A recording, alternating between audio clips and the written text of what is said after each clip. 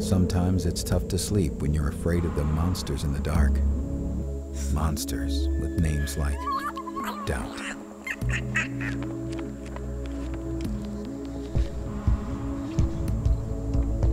failure, mediocrity.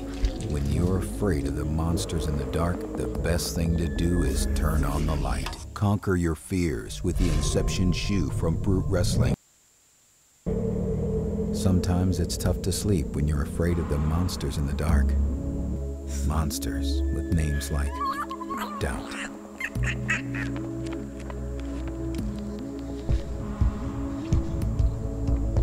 failure, mediocrity. When you're afraid of the monsters in the dark, the best thing to do is turn on the light. Conquer your fears with the Inception shoe from Brute Wrestling. Sometimes it's tough to sleep when you're afraid of the monsters in the dark. Monsters with names like doubt,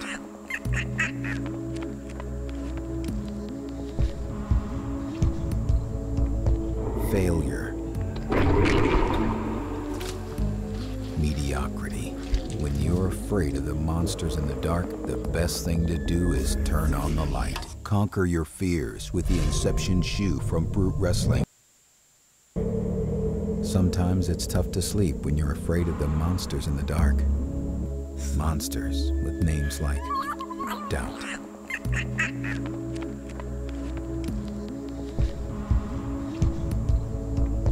failure, mediocrity.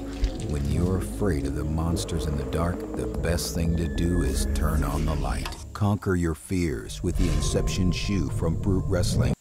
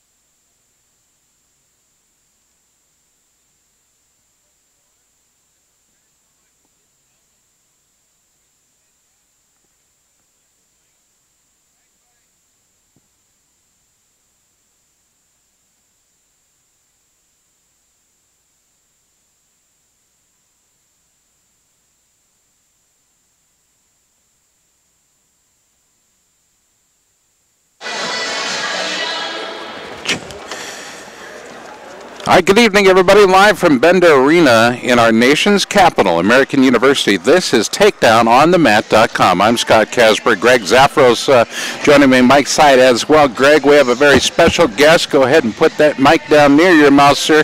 Sitting between us right now as we prepare for the number 21 rated Maryland versus American, American's first home dual meet of the year.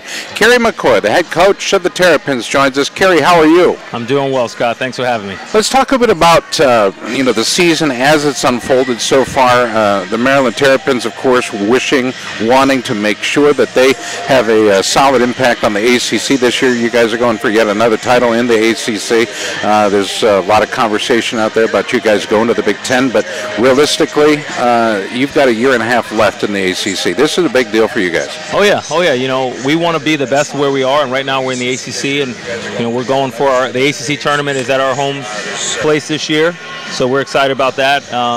Going for another title. Got a bunch of guys individually and collectively that want to get it done. So every match counts, every minute counts, and we're just going to go out there and do our best. Number 21. I don't even know if it's a fair ranking. You had Josh Asper out over the last couple days. It seems to me, if I do my numbers right, it looks like you're 18 or 19. What are your thoughts on ranking right now? The rankings, they're fun. They're fun for the media to talk about, see who gets it right, who knows what they're talking about. For us, we just want to go out there and win matches, and if we're ranked first, we're ranked 21st, we're ranked not ranked, we're still going to go out there and wrestle our butts off, and all that matters is what happens at the end of the year. So it's nice to have, but ultimately we're just focused on one day at a time. We talked just a moment ago about Josh Asper, and there's some talk about how he is injured. I think somebody said he may have injured a leg or a knee or something. It may be smart just to let him rest up at the beginning of the season. Talk to us about your position on wrestling Asper now, or wrestling Asper as he goes for a title within the ACC and the NCAA. Yeah, the most important thing is to be ready for the NCAA tournament, ready for the conference tournament. So everything is preparation for March, and he's a little bit banged up. If this was the NCAA tournament, if this ACC tournament, he'd be wrestling. But right now, there's no need to risk him anything further injury that might not be able to recover from later on. So we're going to take our time, make sure he's ready to go. Hopefully he's back for next weekend. But we're, again, like I said before, everything's one day at a time, and we'll be ready. Let's go to Greg Zaffros. Greg? Well, again, we all hope that Josh Asper gets back as soon as possible, and that not only for ourselves, but I'm sure wrestlers all over. Well, you're looking at it from a selfish standpoint, I see. Yeah, he did a great job at the All-Star meet, and I know he wrestled Jordan Blanton again, and then I'm sure they're waiting for the third time that they're going to meet this season. That's going to be really good. We're going to have a good match at 125 pounds. It looks like to me. We're going to have Shane Gentry for Maryland, and he's going against David Terraro. And have those two wrestled before? They wrestled at the Brockport Oklahoma Gold Classic. It was a close match. I think Shane won by 2 or 3 points. And it's an exciting match. He's very explosive, very dangerous in a few positions. So Shane's been doing well, but it's going to be a good one. Do we plan to start this meet at 125 pounds today? We're going to start at 149 pounds today. At 49. So non-traditional start. Yeah. Yep. We drew to start, and try to mix it up a little bit. Coach Moore is always looking for new and exciting ways to promote the sport, and what more exciting way than to start in a non-traditional way? And that's very kind of you to say it, but it's not like you haven't been looking for new and exciting ways to promote the sport as well. You may be here at his house, but you're just across town, for goodness sake. Oh yeah. It's all about making the sport better and growing the sport and doing everything we can. So I think we both have that same passion, same commitment to do everything we can to make the sport the best that it can be. We talked about this on the radio program, I believe it was yesterday. Was it yesterday? Yeah. I think it was. Is it hard to get these guys up for a cross-town trip, or is it easier? I mean, compare and contrast a 200, 300-mile trip to a 15-minute drive. Doesn't matter whether we're wrestling in our gym, whether we're wrestling across town, across country. Our guys want to win. They want to be the best, and this match being local, the Battle of Beltway, it's something that people get fired up. All of our local fans get to come in, so it's exciting. But no question, our guys want to win every time they step out there. So doesn't matter where the match. If it's in the wrestling room, they'd be fired up for it. Bottom line, it is about competition. You're going to see it on the mat here at American tonight in Bender Arena. It wasn't that long ago that this facility, this gym, this campus hosted the All-Star Classic, and it was a record-setting event in that it sold more tickets, made more profits. As a matter of fact, they turned over some $14,000 to George Mason University last night. That's kind of a neat gesture, but is that highly indicative of the wrestling climate in this area? It definitely is. Definitely is. You know, it's a great area in the capital area, Washington, D.C., Virginia. Some great wrestlers. The level of wrestling is being raised, you know, with what Coach Moore's doing here, Coach Russell's doing down there in Mason, and obviously Maryland and Navy have been doing a great job the last few years. So it's really exciting for wrestling in this area, and we want to continue to grow and get excited for everything that's coming ahead. We're talking with Kerry McCoy, the head coach of the Maryland Terrapins. Let's go back to Greg Zaffros as he stares down the lineup. I think we left off last at 41. Right. Well, one of the things I want to mention first before we go is the fact that we're seeing you here tonight, but we're also going to be seeing you at the Midlands tournament. Yep. And that's always a great thing, and get your guys out there, and you know, hopefully Josh is ready for that one as well. Yep. We're going to be there, and we're going to be looking for you. Yep. And that's where potentially the third match between Asper and Blanton could take place, and right. You know, a lot of other great guys there. So we're really looking forward to the Midlands, but we got a few things before that. Okay. Well, besides that 125-pound match that really jumps out at me, what other matches are you think we ought to key on? Well, you know, 149. Tight, 149 is going to be. I mean, it's a great way to start. Those guys have wrestled at the Brockport tournament, Lou Mescola, and close match there. So that's a great way to start it off. At 165 pounds, I think that's another important match. Heavyweight's going to be a fun match. You know, obviously I'm partial to the heavyweights, but that'll be a fun match. So, and I haven't been. But you're going to be wrestling Dallas Brown at heavyweight today instead of Carl Buchholz. So this should be a real interesting one tonight. So that'll be great. Okay.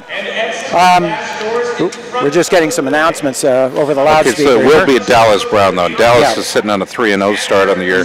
Nice job there. Where do you see him going from here tonight, Coach? I know that you like Carl Buchholz as your heavyweight, but Brown has got to get that experience in order to be able to step into those shoes. What do you think? Yeah, Dallas is actually our starter, and he was a little bit banged up last couple of weeks, so he's coming back, and him and Carl have been battling in the room, and we'll see what Dallas can do tonight, and then, you know, keep going from there. 5-5 is Buchholz on the year, though. I mean, that shows me he's leaving himself open by trying. Yeah. I mean, there's nothing wrong with trying. Yeah, he got the big win against Purdue. We were down by 5. He got the pin at Purdue at the Northeast Duels to seal the win. So, yeah, we've got some good guys there. You've had some incredible support here in this area, and I want to get back to that real quick. Alan Meltzer has been largely a very vocal and visible supporter of the sport, specifically college wrestling.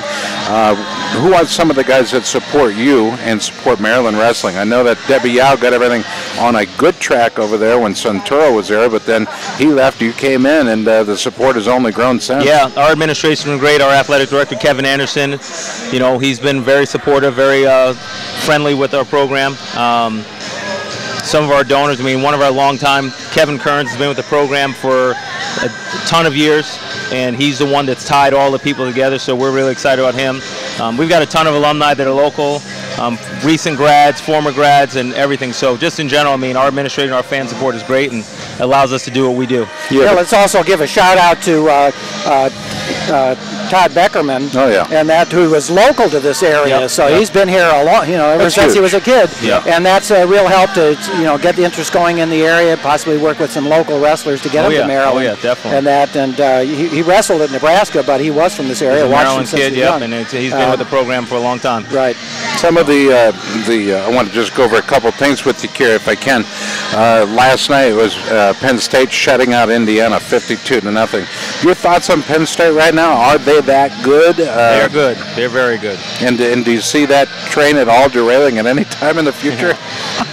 Well, I think they've got a good thing going there, and it's going to take a lot, but anything happen in sport. But they're looking really good right now. And then of course the Diplomats of F&M dominated Sacred Heart.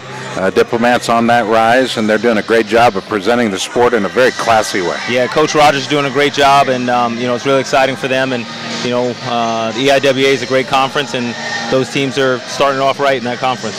Arizona State went into Lincoln as Sean Charles goes back to get back to a program where he did coach and gave Nebraska everything they wanted. As a matter of fact, it was it wasn't even decided until the very final bout, and it went 18-12 at the end of it. What are your thoughts on the rise of Arizona State? They seem to be doing things well. Coach Schalles is one of the best coaches in the country, and he does a great job out there. I'm great friends with him, and I'm excited for what he's doing, and good things are coming that way. Mark Manning, and of course the ability to keep Jordan Burroughs around that program is huge for Manning. He's got some most recent, I think it was Colt McChrystal, left his commitment to the University of Northern Ireland, now goes to Nebraska, or at least will in the fall. Yeah, Coach Manning's got a great job. Again, there's a lot of great coaches in sport right now, and really excited for where our wrestling's going. Rutgers is largely being viewed nationally right now as kind of the bad boy of college wrestling. They're beating up on guys like Ryder and Princeton, doubling up over the weekend. What are your thoughts on on Ryder? Rutgers. Rutgers, they're a great team. I think they're undefeated right now.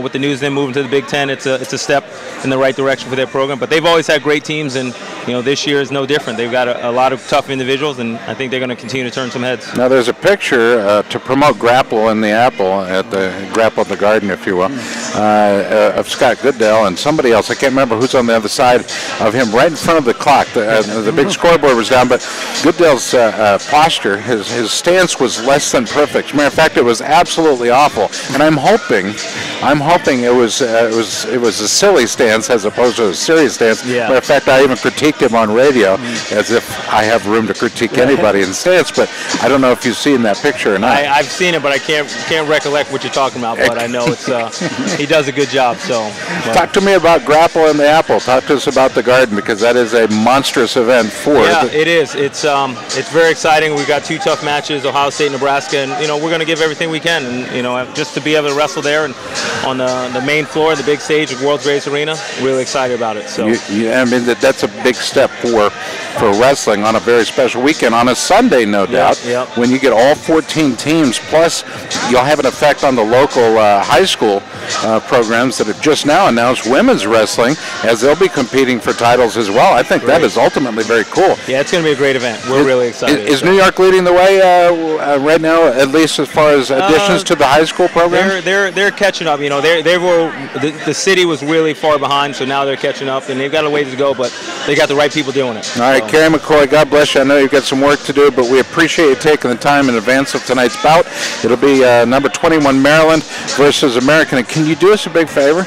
Because some of the guys that are going to be working right here don't do a lot of radio and television. Can you tell our good friend with the big boots and the loud voice not to sit directly behind us? Okay, I'll try to direct him in a positive way. In a positive way. Yeah, I'm asking in a kind way. Yeah. All right. Listen, Kerry McCoy, God bless you. Thank you so much. Appreciate it. He is the head coach, and what a job he's doing for Maryland, and he is absolutely bringing it. Greg Zafros, you have the starting lineup for the Maryland Terrapins. Can you go down the American lineup for us, or excuse me, the Terrapin lineup for us? Well, let me pull that one out. I just got hidden underneath my papers here. Sorry about that. Oh, here we go. Okay, let's take these one at a time. The match is going to start at 149, so let's go ahead and start there. Okay. Is that okay with you? You betcha. Okay, for the University of Maryland, we've got Lou Mascola with a 5-5 record, and for American University, we have Kevin Tao, who's 8-5 and is one of the better wrestlers on the American team. At 157, we're having Brady Massaro for the University of Maryland, and Mark Pucello for American University. At 165, we're going with... Are you saying Sorello? Yeah, Sorello. Okay, good. Okay, for American. Okay. And this is an and or. Well, yeah. I don't have Danny Orm or TJ Giudice. Right. Well, these are the ones that we were given by the media fellow, so I'm just going to go with that. At 165, we have Josh Snook for the University of Maryland. He's got a 5-6 record, and he's going against Philip Barrero, is how it's pronounced, 4-5 for American University. Back up for me at 57. You got Massaro for sure, and Sorello. Okay, I've got this. Right. All right. Okay. As of right now, let's put it this way, all other things being equal. Okay, at 174, Josh Asper, as we mentioned earlier, is out. Yep. We don't know when he'll be back, but I guess if he's going to miss a meet, this is probably a good one to do it. So we're going to have Aaron Norris going out for the University of Maryland. He's going against Keithan Cast of American University, who has an 8-6 record. And another good match coming up. It's going to be at 184 pounds. Jimmy Steptock, 13-1 on the year, ranked number 10 in the nation. He's that good. He is very good. We saw him last year at the Midlands tournament. A really good wrestler. And he's going against Thomas Barrero. Okay, I presume the brother of Philip Barrero. Either that or a big, strong coincidence. Yeah, right. At 197, we have Christian Boley for the University of Maryland. His father was sitting right next to us just a few minutes ago, going against Devin Bradley for American University. And at heavyweight, we're going to go with Dallas Brown, who is back in the lineup now after being out for a while for Maryland, and he's going against Blake Heron of American. Both with good records. Brown at 3-0 and Heron at 8-2, so that could be good. All right, so Heron versus Brown. Let's go back for just a moment if we can. At 97, you said that was Snooker Boley. Okay, at 97, it's going to be Christian Boley. It is Boley. Right, it is Boley. Well, that's what we've been told about 10 minutes ago. All right, so we've got Christian Boley, 8-2 on the year, number 16 ranked, right. Against Devin or Devon Bradley. I think it's Devon Bradley. Yeah. Right. And that takes us to Dallas Brown. Dallas will be wrestling. He is the starter, and Buckholtz always tough, 5-5 on the year. Does not go tonight. It will be Dallas Brown, perfect on the season, but with only 3 bouts under his belt. So we've got Dallas Brown against Blake Heron. Right. Heron with an 8-2. This is going to be a good bout. It should be, right? McCoy identified this. I don't know if it's going to be a match breaker or maker, but it will definitely be a good contest. Now we go to 25. Right. Remember, we're starting this at 149. So after heavyweights going down to 125, this could be the most exciting match of the day. We've got number 14, Shane Gentry of the University of Maryland with an 8-1 record going against David Toraro from American University with a 12-5 record, and these guys could be these little guys could be flying all over the place.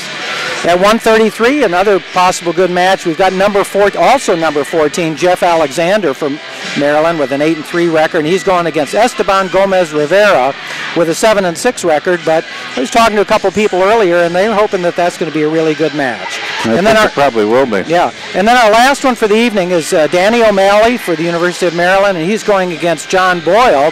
They both have similar records at 141, and who knows? It's just like a lot of matches. It could go down to the last one here, and these guys, O'Malley for Maryland and Boyle, O'Malley for Maryland and Boyle for American. That could be a barn burner. So again, readdress, give me the approach here. At 25, it'll be Gentry. Gentry, okay. 14th ranked Gentry against David Toraro. Could be a good battle there. You named that one when Coach was here. Right. I'm really looking forward to that. At 133, it's going to be number 14 Alexander for Maryland going against Esteban Gomez Rivera. And at 141, it's going to be Danny O'Malley for the University of Maryland and John Boyle for American University. You know, I don't know that much about Esteban Gomez Rivera, but I will tell you what, a 7-6 year, he has been busy. That's an incredible record, really, on the year, given just the total amount of time spent to accumulate a 7-6 record.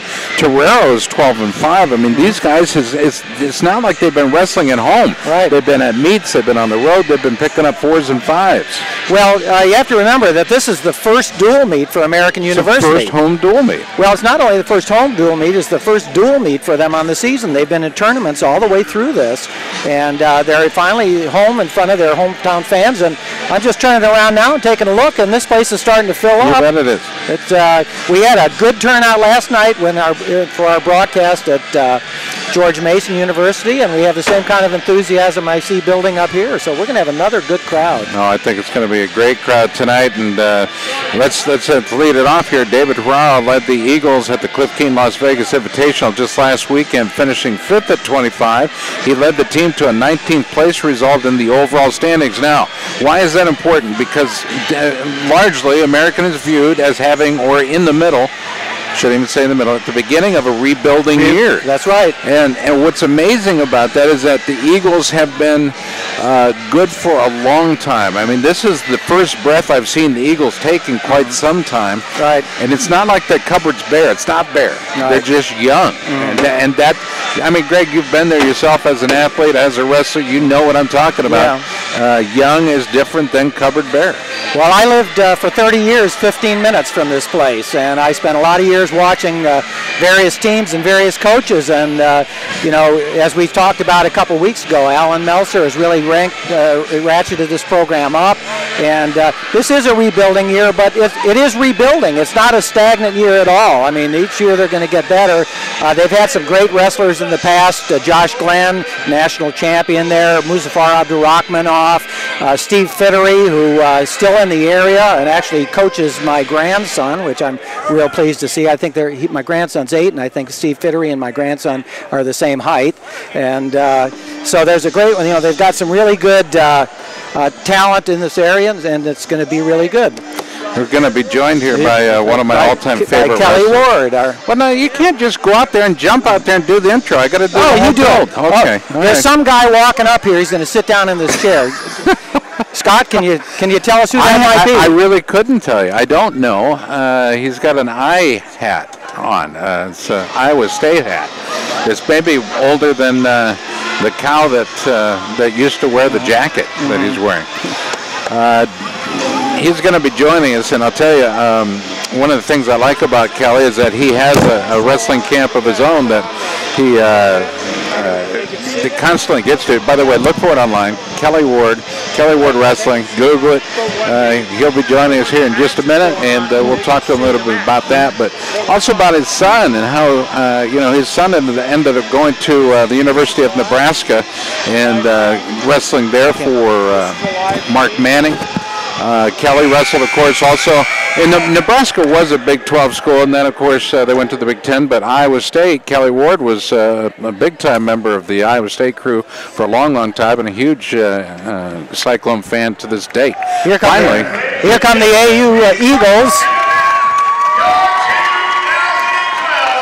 Okay, in their red and blue uniforms. Just a hint of white. Kelly Ward joins us now. Kelly, how are you, bud?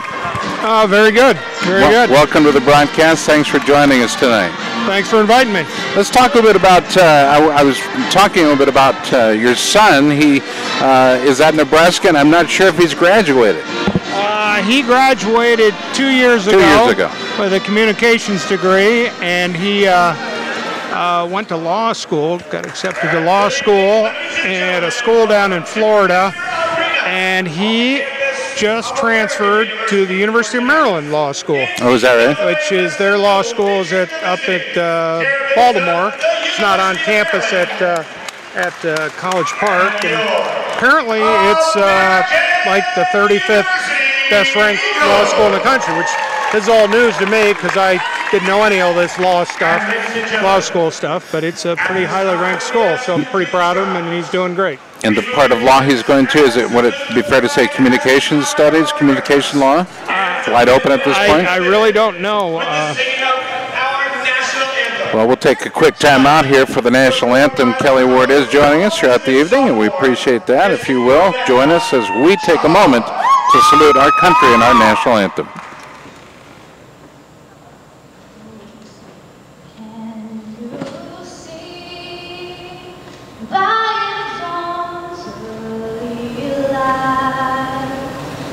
So proudly we hailed at the twilight's last gleam, whose broad stripes and bright stars through the perilous fight.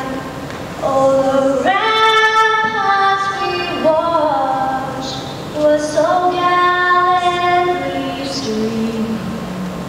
And the rockets red glare, the bombs bursting in air, gave proof through the night that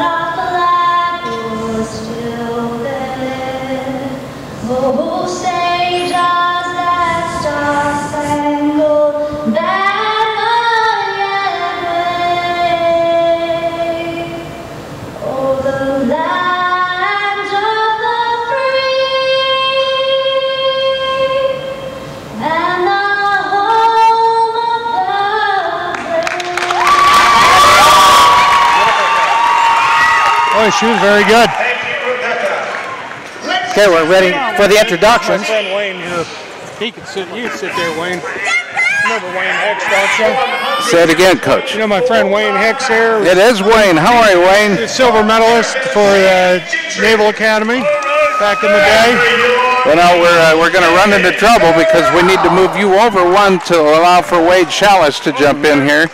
Yeah, we're all good. At 133 pounds. Number 14 in the And we'll be, as soon as Wade gets situated, we'll get him on headsets.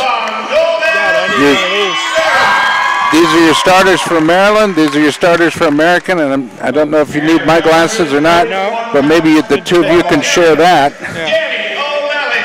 Welcome again, everybody, to our broadcast tonight on themat.com, free of charge, courtesy of our friends at themat.com, themat.tv, and of course the University of Maryland and our host school, American University. I'm Scott Casber, joined by Kelly Ward, Greg Zafros, and one of the legends of the sport, of course, and our co-host, who is absolute joy, and that is Wade Schalles. So we'll welcome Wade to the broadcast, but right now I'll throw it over to Greg Zafros. Greg, tell us where we're at in the evening. Okay, well, we're having the introductions right now, but we went through that lineup just a few minutes ago, so want to mention a couple of things. Unlike our broadcast last night at George Mason University, you will be able to see the clocks and the scores in the video on this, so you'll be right up to date on that. I also want to mention that right behind us, of all things, we have the Maryland Screamer. And Robin Ficker, a legend here and all around the country, wherever he goes, for cheer on the Terrapins. And I've been watching this guy for about 25 years. And so if you hear some crazy guy in the background screaming his guts out, that's the Maryland Screamer, and there's nothing we can do about that. Okay. Remember again that we're starting this meet at 149 pounds. And the match that we're going to be looking for, the two key matches that I see are going to be at heavyweight and at 125. So one will follow right after the other. And both of them should be barn burners. Okay.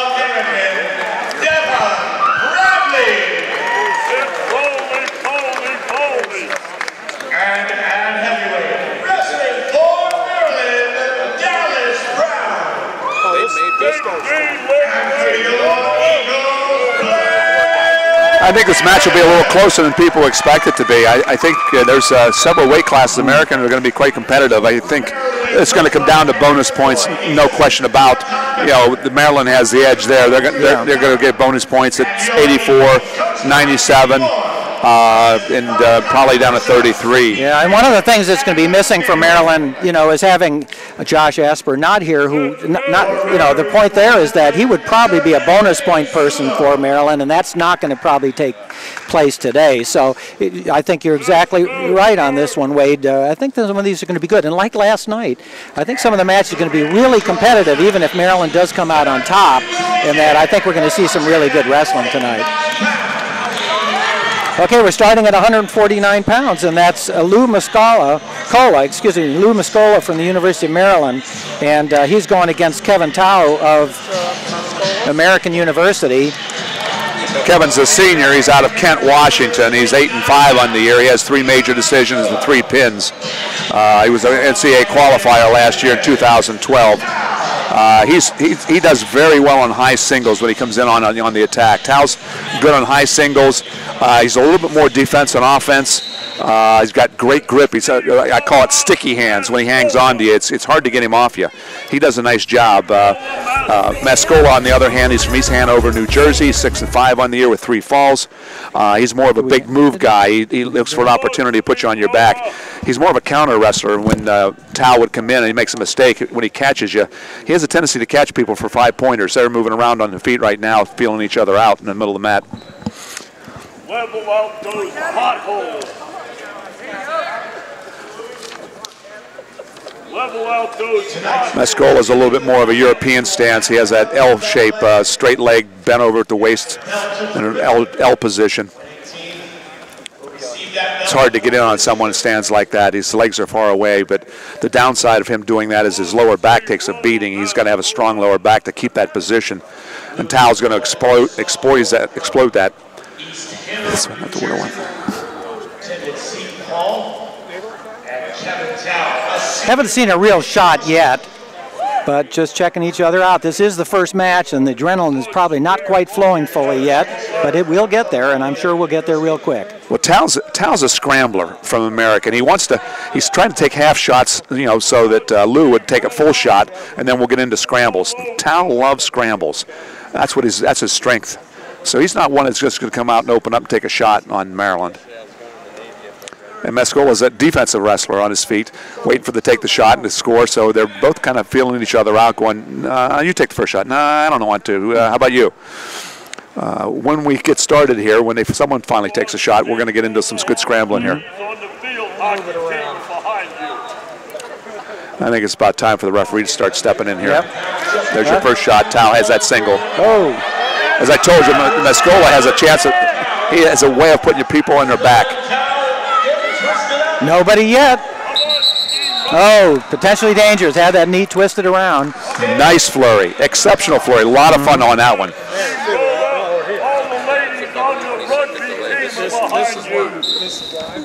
As I said, Tal likes the high single, and you saw the high single there. He was forced into it because Lou wasn't going to shoot from Maryland. But once they got started, as I said, there's going to be a scramble. They're both really good in scramble positions. It's just a matter of kicking it in gear. There's a shot by Mascola. He's in. He's lifting the one leg. He's close. There's Tal on his scrambling, going to a funk roll. Tal's coming up now.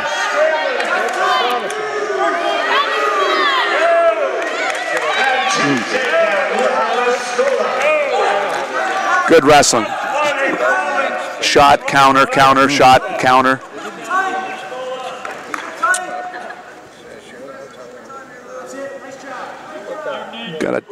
Got a near tight bar.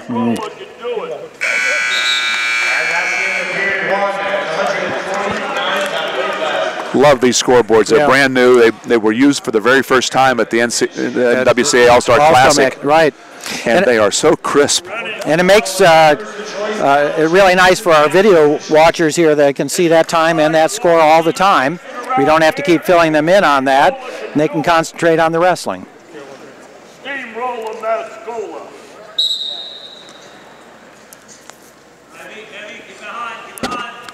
Tal's working on hand control in the bottom. Mascola's about to lose him, drop down on a single. Good technique. Has to move up. Come on, steamroller. Come on, steamroller. Yeah. That's this. You can probably hear the Maryland Screamer in back. I think we're going to send Kelly Ward out there and to have a talk with him. That's all right. I'm good. Come on, steamroller. Dude, were you talking to me? You say something to me?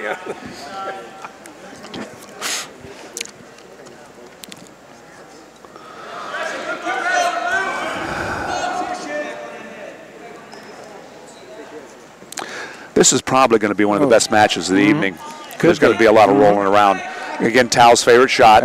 He's on a single. Referee's watching that knee.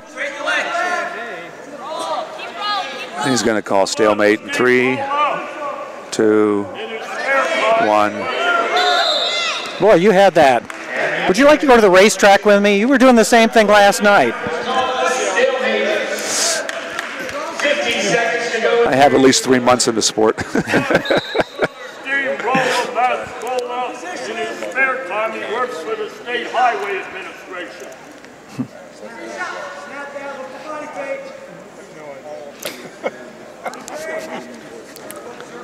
Come on, steamroller Mascola. Again, we're laughing at Robin Ficker behind us, the Maryland Screamer, and would you believe he ran for Congress about 20 years ago, something like that. Maybe he would fit in just right. You know? Come on, steamroller. Nice shot again. Tal, this is his third time in on that single. Let's see if he can finish it this time. He's going to get it. Second thought. There it is. No back points. It's getting close, though. He's got to pick up his legs. Okay, with 8 seconds to go, he got that takedown. So all our activity has been in like the last 10 seconds of the first period, last 10 seconds of the second period. So Tao's got a lead going into the third now, 3-2. Riding time, as you can probably see, I don't know if you can see that on your screens or not, 38 seconds. And that 38 seconds is actually for Muscola, right?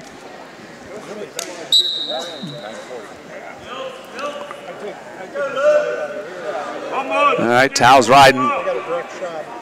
That's a modified spiral ride. He's got a lot of weight on Muscola's head.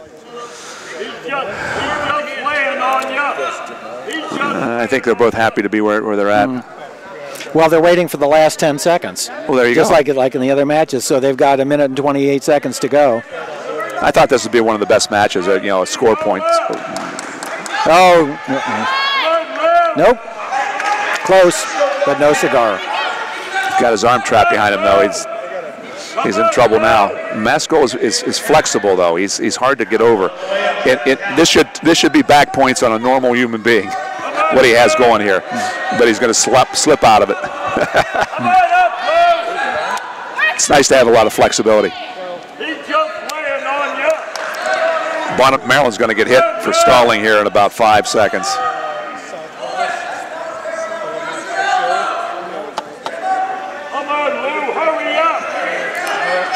Okay, ref, and we're waiting for. Yep.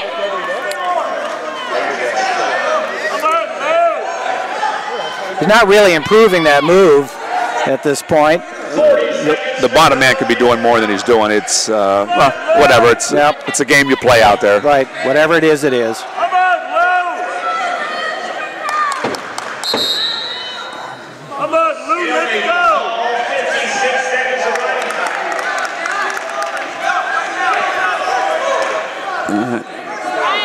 All right, he's got 3.5 seconds to hold him down to get riding time. I can't stay here all day. I got an appointment.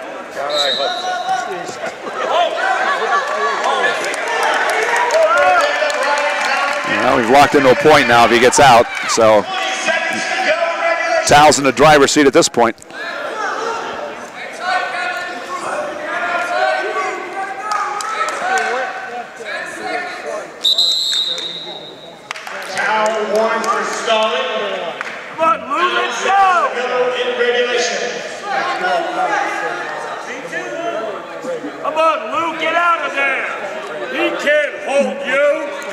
Cut him. He can't hold you. Got 9 seconds left. As we mentioned, all the activity in the previous periods have been in the last 10 seconds. Oh, Tao has to be careful. Oh, no point. Okay, advantage time is going to be 4-2 for Kevin Tao over American University, and they take a 3-0 lead over the University of Maryland. That was the 149-pound weight class. We're just going to verify the wrestlers. Wrestling for Maryland, T.J. Judas. And for American, Mark Cirillo. Okay, so we've got T.J. Judas wrestling for Maryland, and was that Mark Cirillo for American University. Cirillo's a redshirted sophomore. He's out of Blair Academy. He's not the strongest athlete on the team over at American University, but what he has, he gets high marks for his effort. He puts a lot of effort into his wrestling. He keeps coming. Gildas, is that how you say it? Gildas? Judas for Maryland and Cirillo for American. Okay. Judas is a redshirted freshman. He's out of Hillsborough, New Jersey. He's 5-3 on the year with 1 pin. We're in on a nice single leg, and this is fun. Oh boy, I love this funk. Yeah, who's gonna get this? You never did any funk in your days, did you? You were the king of funk. Well, they call my stuff garbage, and now over a 40-year period, it's turned into great wrestling. Yeah. I don't know when one started and the other didn't. Come on, TJ! This is great. As a referee, it drives you crazy. You know, who's in charge? Who's in control? I should mention to you and to our listeners here that I did watch you win the NCAA championships at the University of Maryland at Cole Fieldhouse back in 1973, was it? 72, excuse me. You were 5 then? 6? No. 1 minute 30 seconds to go in period 1. Get 2, Luke. Get 2, TJ. Get 2. I'll tell you, these American wrestlers have gotten out there, they're not afraid of Maryland. No. They're going right at them. Now, they did meet in a tournament, not necessarily each guy are matched up perfectly, but they did meet at the Brockport, was that an individual tournament out there? They did meet before. I don't know the details of that, but this is a whole new match here and a whole new meet, so we'll see. But nice job so far in these first 2 matches by American University. When I talked to Coach Russell, Teague Moore this afternoon, he was talking about what he's looking for the kids tonight. It was very similar to what Joe was saying last night at George Mason. He's looking for the effort on the team. Each team, it's a young group for him. It's a new year for him, and he's new coaching position, and he's pushing the kids through, and he's looking for effort. He's wanting to find out what his best 10 kids are in each of the weight classes.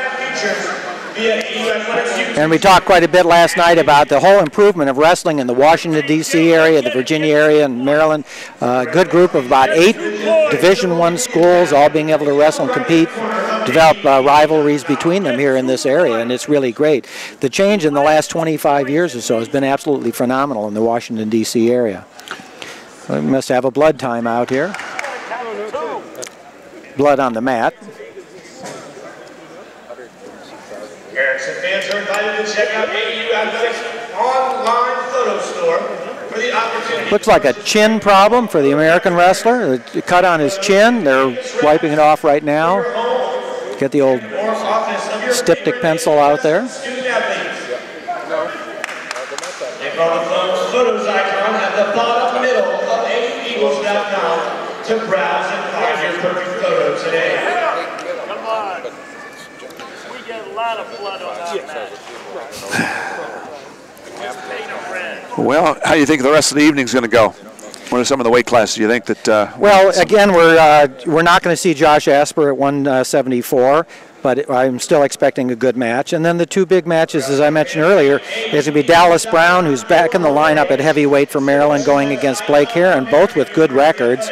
And then following that one is going to be the 125-pound match between Shane Gentry and David Terraro. And so I think we might have 2 barn burners in a row right there. So I'm looking forward to those. But everyone's going to be a good one here. When you have these crosstown rivalries, they're always good. Here we got some great flurries going here. Ooh. This is Mark Cirillo of American University gets the first score on a nice takedown. Cirillo is a high scorer. He probably scores more points in the matches for American than anybody on the team. When he gets things going, he has a way of putting points on the board.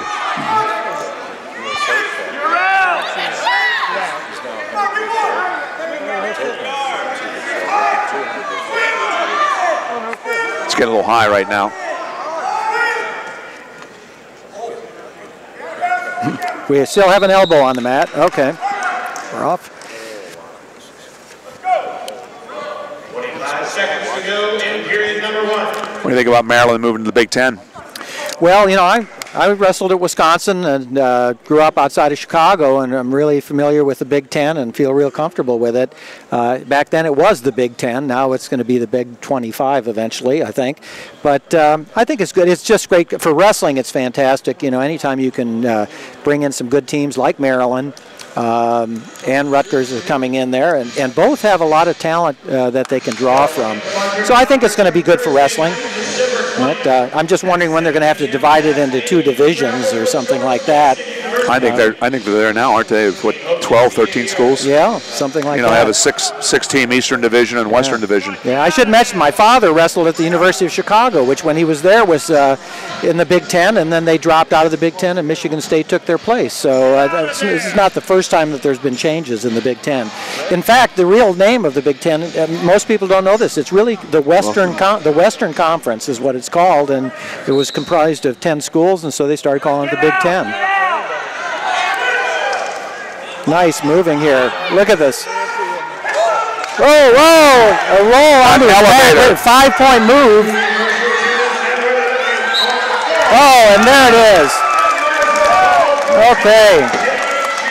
A win for TJ Judas over Mark Sorello. And Sorello was leading that in wrestling very nicely. He tried to move and just rolled a little too far, and he got caught. Judas was that's planned the whole way across the board. That's just a good, simple elevator. I used to live by those things. He did a great job, threw it right over. When you come out of the elevator after you kick him over, you come up with the tightest half Nelson. Exceptional. Okay, that makes the team score 6-3 in favor of the Terrapins. Okay, Philip Barrero out here for American University and Josh Snook for American, both with similar records. Barrero has a twin brother that's wrestling at 184 in 2 weight classes later this evening. Right, Thomas Barrero. They're 100% Native Americans. They're Mohawk Indians from the Mohawk reservations. Oh. Back heel trip on that one. A redshirt freshman from Bear, Delaware, St. Mark's High School. Barrero's a redshirted senior, as is his brother. They're both from New York, state of New York. Well, it was the New York Native Americans who built the Empire State Building, so they're not afraid of heights. That's part of their right of manhood, the passage of manhood. Well, he bailed out on that height as quickly as possible. Well, maybe we'll see a 5-point throw by him. Who knows?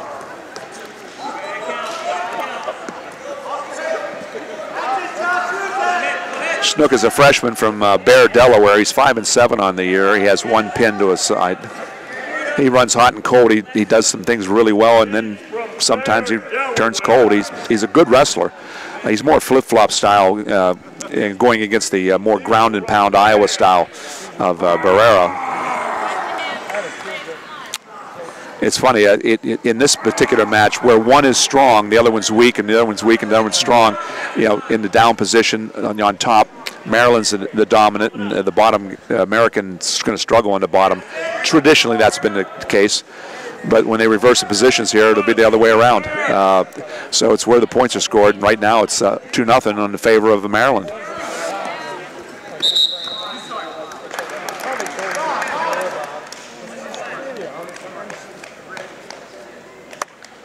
Come on, Snooker, do what TJ Judice did.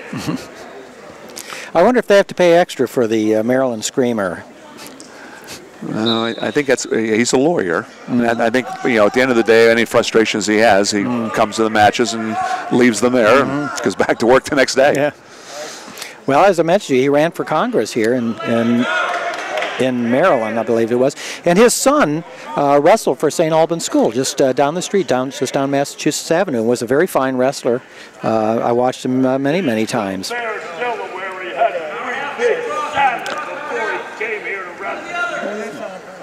He's riding legs. He's got his hips buried in on him, and he's not allowing to move. This is good, solid wrestling.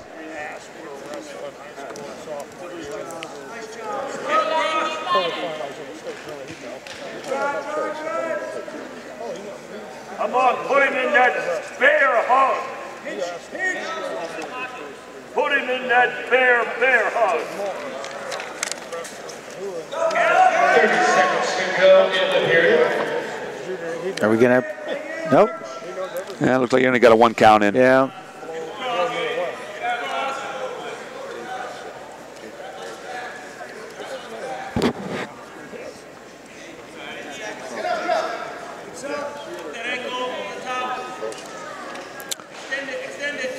I think I'd be looking toward the top guy for Stalin. The way he's draped over and has his hands locked. He's had that for about the last 40 seconds. Okay. It's not that he's not doing anything with it. It just doesn't look like he can do anything with it. It was Snook's choice, and he chose down. I'd also like to thank the Melcher Group for its generous backing of the wrestling program, and our valued partners, Boogie Monger, Coca-Cola, BC Travels, Doubletree Hotels, and Executive Meeting Center at Bethesda. Nice little Granby is out for 1. One escape Snook, 3-0. for the Terrapins.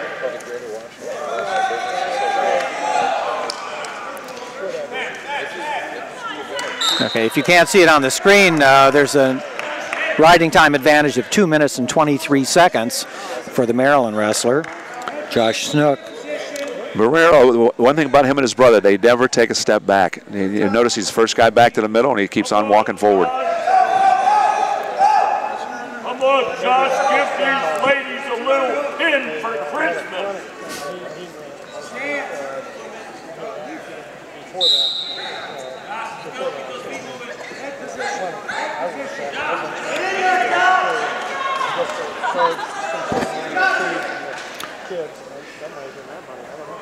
Timeout.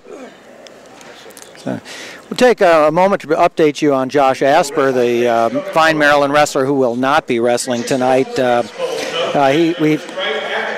had an injury and he's out, and Coach McCoy has decided to just wait and see and get him back on his own terms. For those of you who have been looking up things on the internet and checking out scores and that, our sheet here shows Josh Asper with a 6-1 record, but the actual official record through the Coaches Association puts him at 6-3 with 2 forfeits that he gave, and we're going to have to see if those things hold up.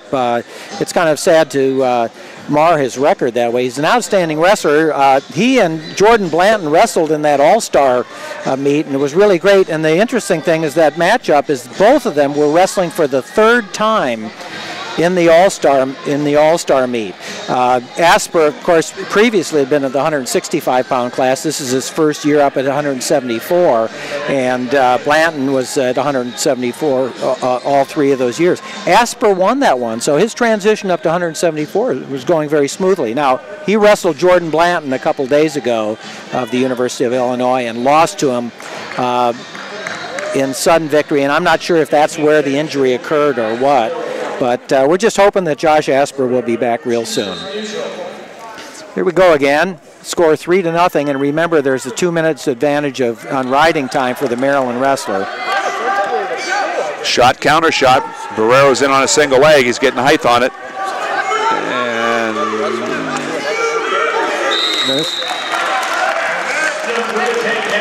back out. 2 points takedown, Maryland. 5-0 for the Terrapins.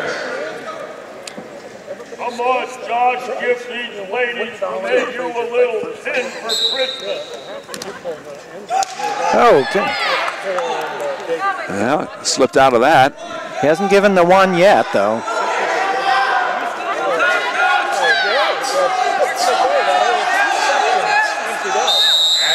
Okay.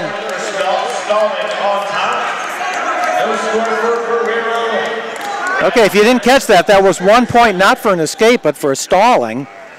So the American wrestler is still down. I think it was warning. Oh, was that just the warning? Okay. I'm corrected on that, but it was a stalling. He had no choice. He had to cut him loose there because he got in the same scenario. Right, that cost him a point, right. 30 seconds to go, period 2. Barrero's in on another single. He's the same place he was before. Same scenario. Let's see if he can finish it this time. Last time cost him 2. Got to keep turning. He's got his legs out. I don't know. Yeah, turn. There he goes. Let's see if he can put him on his back, make a 5-point move out of it. Slipped away a little bit. He's got that Turk in, though. Yeah, if he knows how to use it. Okay. It's tightening up. I have to say all these matches have been competitive. Even this pin over here, you know, the wrestler who was pinned from American University was actually leading at the time of the pin before he was turned. So every one of these matches has been a good one. I think this is a brand new match. Barrero's coming back here. This is going to be a good one. It's 5-3 right now, and he's down. That's a good position for him right now, being down by 2 points. Right, now remember, the Maryland wrestler does have an extra point in riding time. He's got almost 3 minutes. So now there's a reversal, 5-5. So it's momentum has shifted. Right. Looks like Maryland's slowing down here. Now remember, Maryland has that caution for stalling, and if he doesn't do anything on the bottom there, he's going to get called. That's going to actually tie it up. He's going to get hit here. Not hit right now. He's letting them get too close. Oh, here we go. We're gonna get some back points there. He's in trouble. We might get a pin. It's close now. Looks like it from here. He only has 1:20 to hang on. There it is, the pin. Oh, boy, the crowd goes wild. Boy, look at him here. The Eagle fans are going crazy. Nice move. That's going to make the score now 9-6 in favor of American University. And you called it just right. This is going to be a close meet at this point. 9 points already for American University. Quick opening in on a shot, single leg takedown, American. Okay, and this is Keithan Cass for American University. He's going against Aaron Norris of the University of Maryland, who's substituting in here today for Josh Asper. Norris is a native right here of Bethesda, Maryland. He wrestled over at Walt Whitman High School. Here in Bethesda, going against Keithan Cass. Cass is a junior. He's from Oklahoma. This is his very first college wrestling match on a Division I level. He's a junior. He was a junior college national runner-up last year. He's very talented. He's solid in all three positions. Opened up right away with a nice low single. Got the first 2-point takedown. Norris immediately escaped, so they're back on their feet. Cass won this match by about 7 points a couple weeks ago when they hit in an open tournament. So this has to go right now. You know, it looks like it's going to go to American University. Another victory here for the Eagles. But the match isn't over yet, but looks like that. And I'll tell you, just think about it. If that pin hadn't occurred for the University of Maryland, the come from behind pin, the score now would be 15-0 for American University. So this meet is not over by any means. The predictions ahead before the match here, based on rankings and that, you can throw those out the window. This is Maryland's starting lineup across the board. I mean, they have a couple kids they're setting that they could wrestle. You know, Asper could go if he had to, but it's wise to set him out, and that's what they're doing. They just hope it's not going to blow up in their face toward the end of the bout. But I think in the next two weight classes with Sheptok and Boley, they're going to be bonus points for University of Maryland. Those two are exceptional. They're both nationally ranked wrestlers going against unranked wrestlers from American.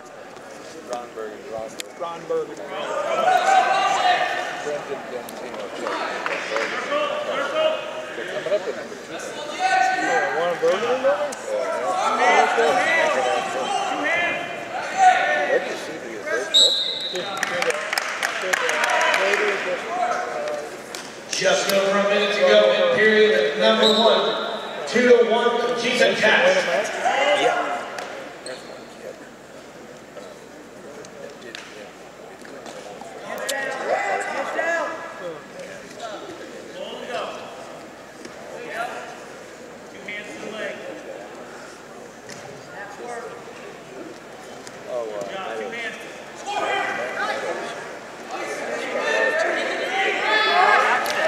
Nice wrestling by the American wrestler out there. Absolutely, nice flurry, on a low single. 4 or 5 moves going around, shifting back and forth, right. Doubled him up at the ankles, caught him, kept his feet in bounds too. Remember, Keithan Cass of American University, nice move. He's now leading by a score of 4-1, and he has only 4 seconds of riding time. Let's see if he's going to hold him down, try to pick up an extra point on that.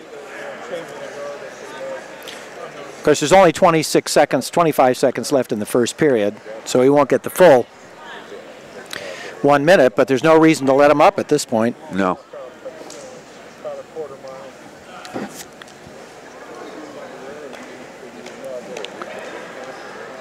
Nine seconds to go. Just laying on you.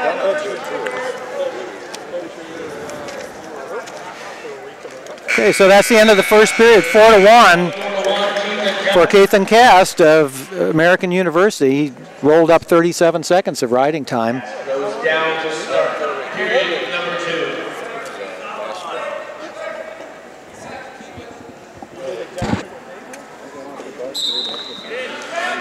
2. All right. Cass got back, trying to get back to his feet. He's out. Keithan Cass.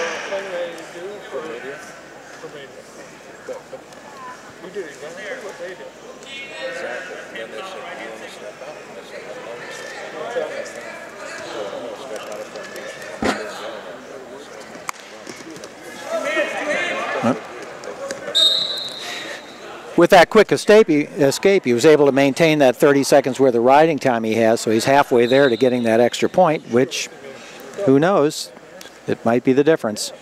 You might get, go up the 8 point for the bonus point. Mm-hmm. Right.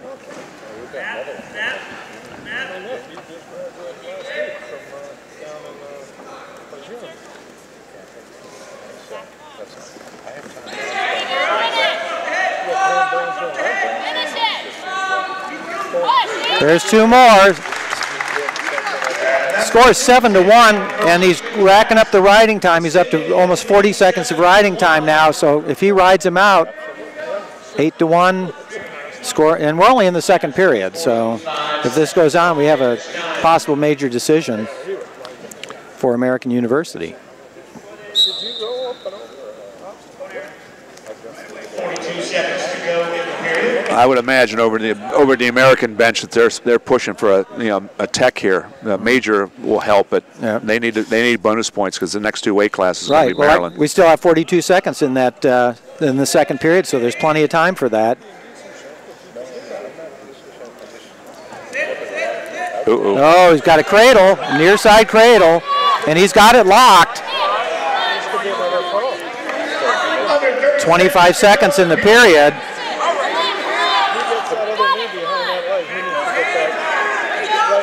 Oh, he's got him down now. Oh, he called it pretty quick. Okay. I don't think we want to look at the replay on that one, but we'll take it.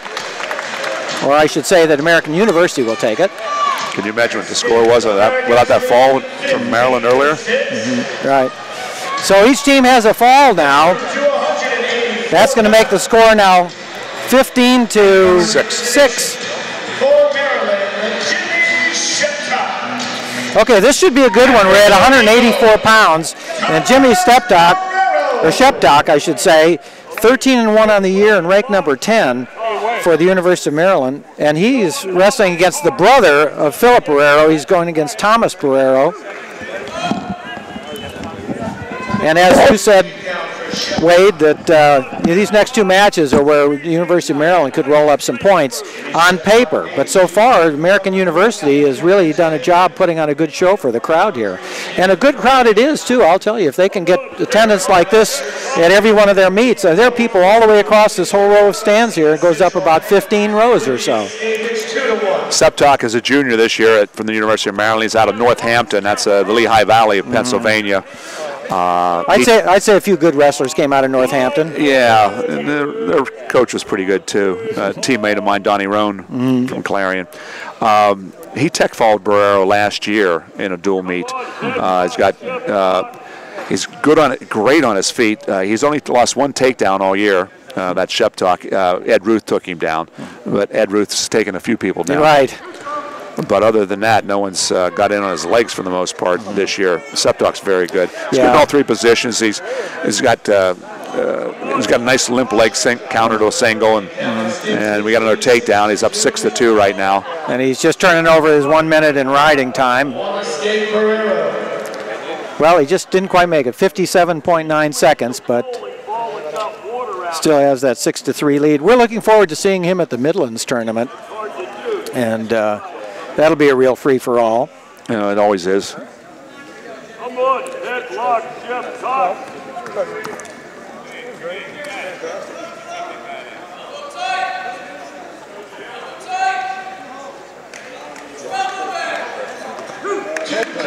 8. All right, simple little spin behind. 8-3 with a 1 point riding time advantage for Sheptock, and we're still in the first period with a minute to go in the first period. So he's rolling up the score at this point.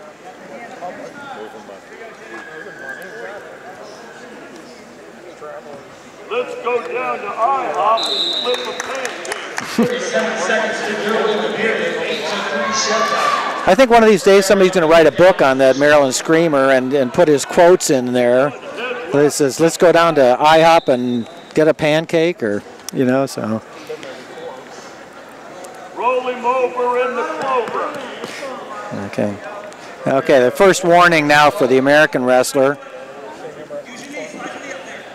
Well, yeah, sometimes there's the unwillingness to wrestle, and there's the inability to wrestle. And the inability to wrestle. Right. I was usually in the latter. I think in this one's he has an inability to wrestle on the bottom. Sheptalk's just all over him. Yeah. He's dominated the match. Come on, headlock, Sheptalk. Okay. So the first period ends. Sheptalk has rolled up a little bit under 2 minutes of riding time and has that 8-3 score. Let's see what we get with. And Sheptalk takes down. Add another escape point, probably.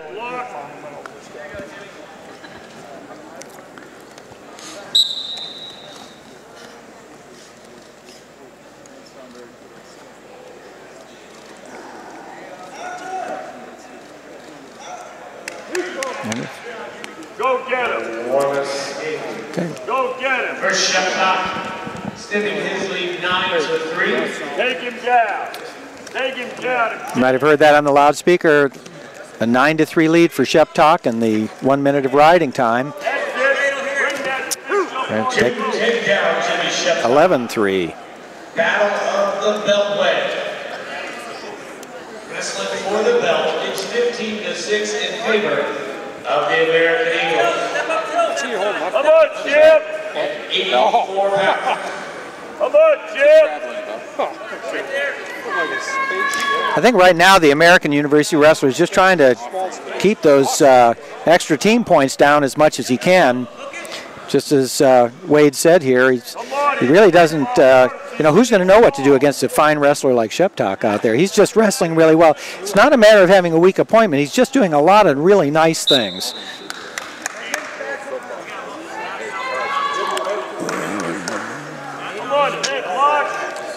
He's got a ways to go to get a 15-pointer here. He's going to get a major, that's clear.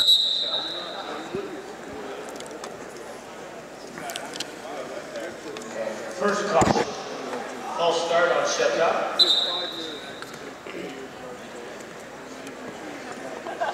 Come on, headlock.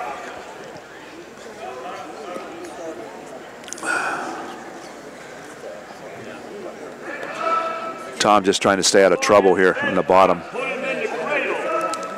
Keep the ref off his back from getting called for stalling. He's moving on the bottom, and just Sheptalk's just dominating. Okay, the riding time point is wrapped up now. There's 3 minutes going, and so there's not enough time to take that away. So we get the escape, and we're going to get an immediate takedown. It's going to make it 12-4. Excuse me, 13-4, 14-4. We've got a 10-point lead right now.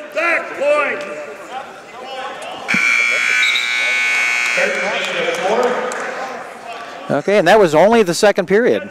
So we've got 18 points scored so far in the first 2 periods. Put him on his back, let him look at the lights up above. Well, Barrio will not quit.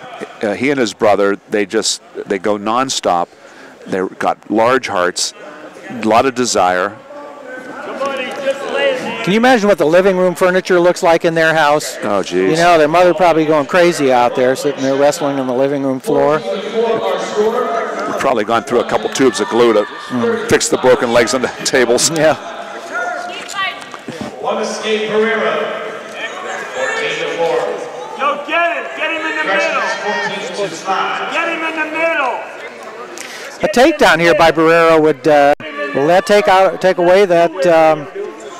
No, it'd still be a major decision. But the nice thing is that none of these wrestlers on either team have given up at any point. No. This is he's right back in on that single. Yeah. He's hanging on. He says, "You may beat me, but I'm going to give you." Yeah.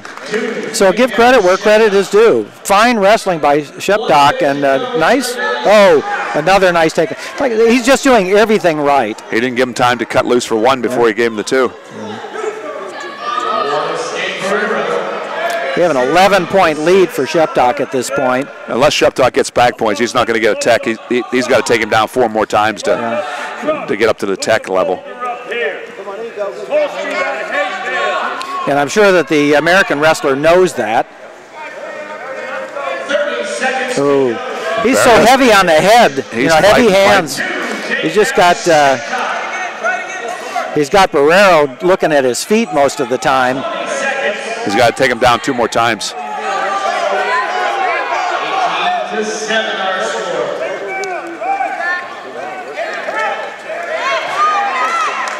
Okay. No, he's not going to make it. Good try. 5 seconds left, so score now is 20.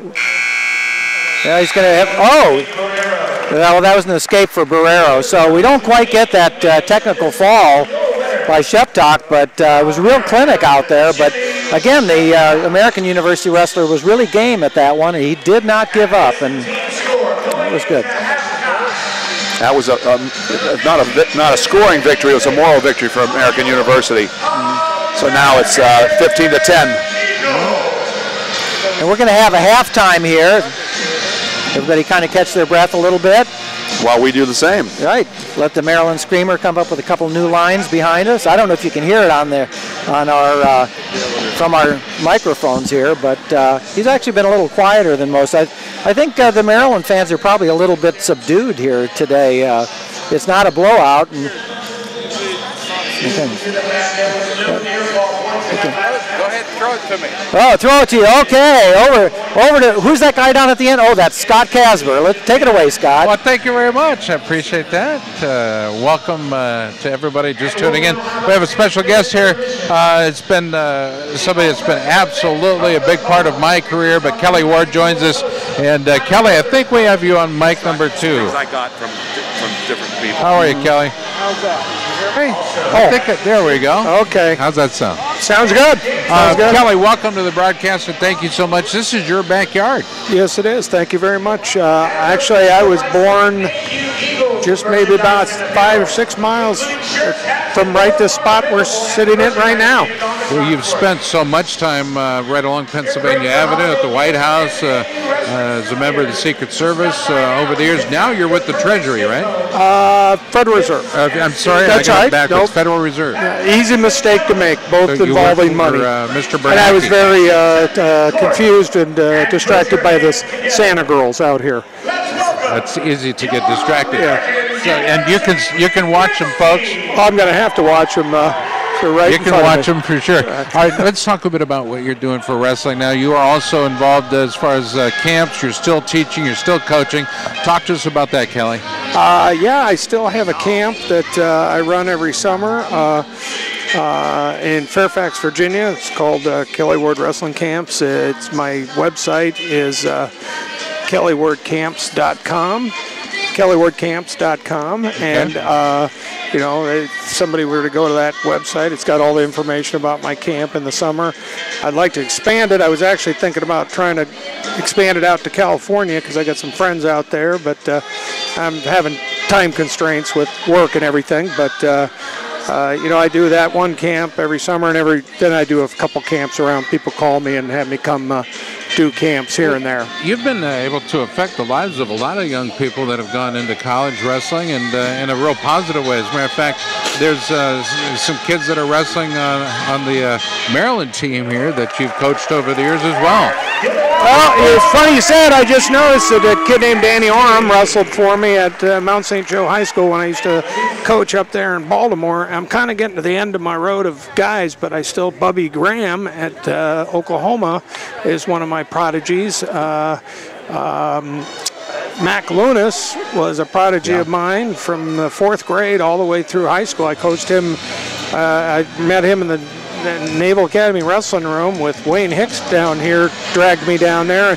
And Maryland had a guy named John Kohler, who I coached from probably about the 4th grade all the way through high school. He went to Mount St. Joe High School, as did Mac Lunas and my son, and we won 3 state titles there. And we were 3 state titles there, and we were 2nd in the state. And actually, we were ranked as high as 13 in the whole country, beating twice that year. I can't remember what year it was. We're beating the Pennsylvania State Championship team, Connellsburg, I think Connellsburg, yeah. Yeah, Connells over there in Western Pennsylvania. Western PA. But we had a hell of a team. I mean, I think we had 5 or 6 state champions. The last year we were the state champs, and at some point in time I counted up that. Well, actually, I got to give credit to Wayne and I. Actually, Wayne coached a lot of these kids with me. Wayne Hicks, sitting down here. Silver medalist, right? Silver medalist in the NCAAs for Naval Academy. But I think from this little junior team that we had in at the Naval Academy, Navy Junior Wrestling, I think I counted up something like 11 or 12 kids that ended up wrestling on Division I teams. Wow. From that little junior team, and then several of them went to Mount St. Joe up in Baltimore. And do you want to put these on? You know what? If you don't mind handing those over, that'd be awesome. Here you go. Be a little easier to hear. Yeah, I was thinking, you're like me. You got you're like me. You got old man ears. Well, they end up, and I'm an announcer too, and a PA announcer, and I'm as guilty as the rest of them. But sometimes the announcers can take a break. Right. But anyway, back to the kids. They did real well. I mean, Mac Lunas was ranked first in the country for a lot of his college career, and ended up being a 3-time All-American EIWA champion, I think 4 times. And yeah. John Kohler was ACC champion twice, and I think Mac is coaching now, isn't he? Mac is no, he's just got a job. Recall his name, but he owns a tool company. He's a CEO of a tool company, and Mac works for that tool outfit here in D.C. somewhere in the Maryland area. In the Maryland area. You know what's great is that so many of the kids that go to America, go to Maryland, are staying now in the area. They're working in finance. A great one, I think, would be a young man that wrestled here, Mike Cannon. Mike Cannon is coming to my camp. Is that right? To teach this summer. What a terrific young man. Mike Cannon was a camper at my camp. That's a perfect example then. Actually, Mark Cody, I recommend. Mike Cannon was a 1-time state champion in Maryland at like 135 pounds. Mark Cody didn't know him from the Man on the Moon, and I said, I think you might want to look at this kid. He's a pretty tough kid. I wrestled Mike Cannon's uncle in high school. You're kidding? No, I'm not kidding. There was like 12 boys or 12 kids in their family, something ridiculous. 14 kids or something, 6 or 7 or 8 of them were boys. I wrestled his uncle, and there was almost a Ward Cannon battle in the stands as his uncle, we went off the mat, and his uncle took a swing at me, and then it was almost on in the stands. But that's a whole other story. But yeah, you'd be the wrong guy to take a swing at. I think you have adverse or additional training in hand-to-hand. Hold on one second. Hang on now. What's that? I want you to tell that story about when you collapsed out the Fans, we want to welcome you to the broadcast tonight. We are part of the Blue Crew tonight as we welcome you to Bender Arena. American University, the home of the Eagles, as they take on Maryland. Right now, they lead Maryland 15-10, the overall match score. We've got about 2 minutes, 20 seconds left to go in the intermission. And Take Moore march his charges back out here, as will Kerry McCoy from Maryland. We're enjoying a conversation right now with former Iowa State Cyclone, as a matter of fact, back in the day, back when Ames was hot. And I'm talking, of course, about Kelly Ward. Kelly, right now, Ames is not so hot.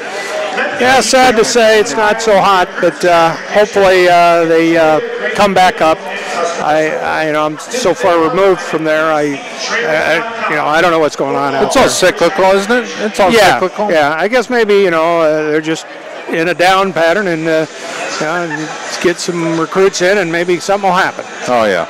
Well, I think that's what happens. I mean, if you look at what George Mason's doing, for example, we were there yesterday and the evening before, and we found it interesting that Joe is getting so much support from the local community. It's just a wonderful thing to watch, and it's just blossoming. They had some tremendous performances. May not have won against an always tough Navy team, but Navy's got 90 kids on that, on that squad. They travel 20. They always have 90 kids.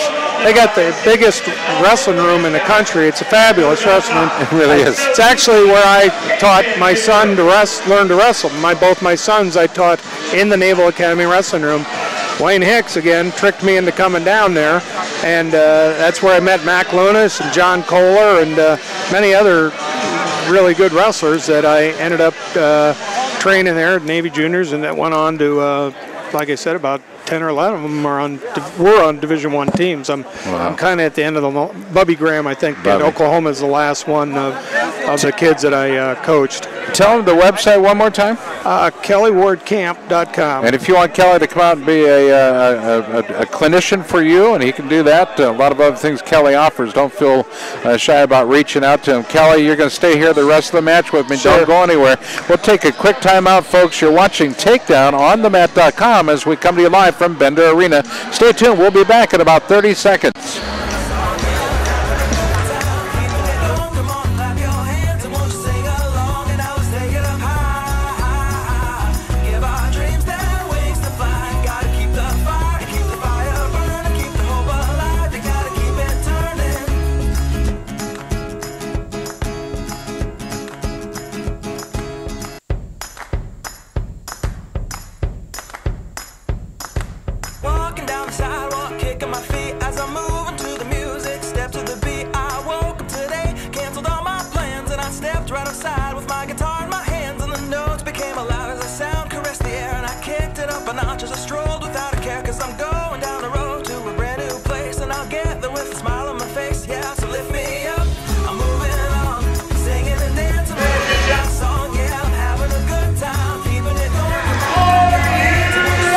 Hey, welcome back to Takedown Wrestling.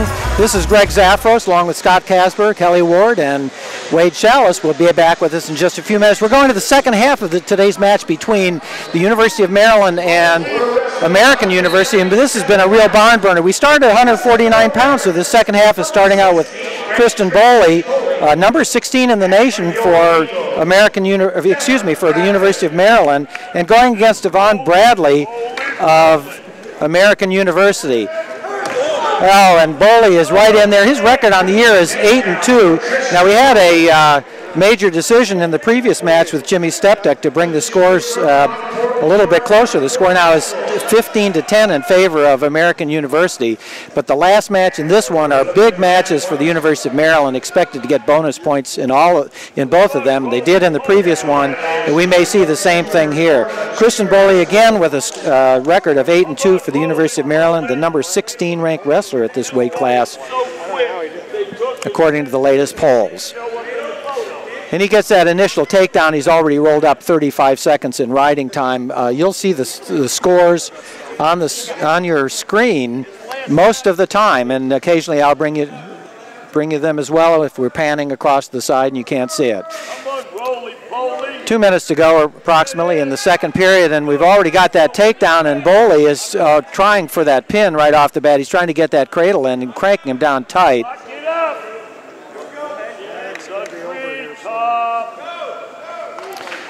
Let's see if he can crank him over.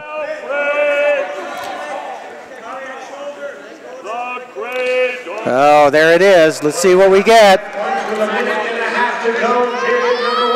And there it is, the pin for Kristen Boley, University of Maryland, in the first period in about 2.5 minutes or so. And that gives the University of Maryland its lead for the first time this evening. The score now is going to be University of Maryland 16 and American University 15. But I'll tell you, folks, it is not over with yet. Both teams are really going at each other.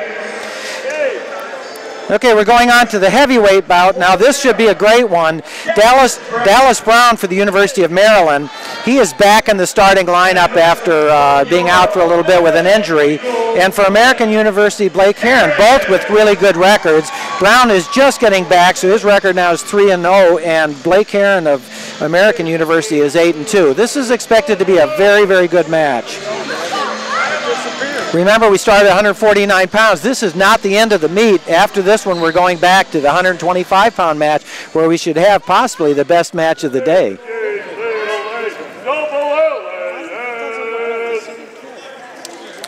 The pin in the last match is the third pin of the day. That's actually quite a few for a collegiate match.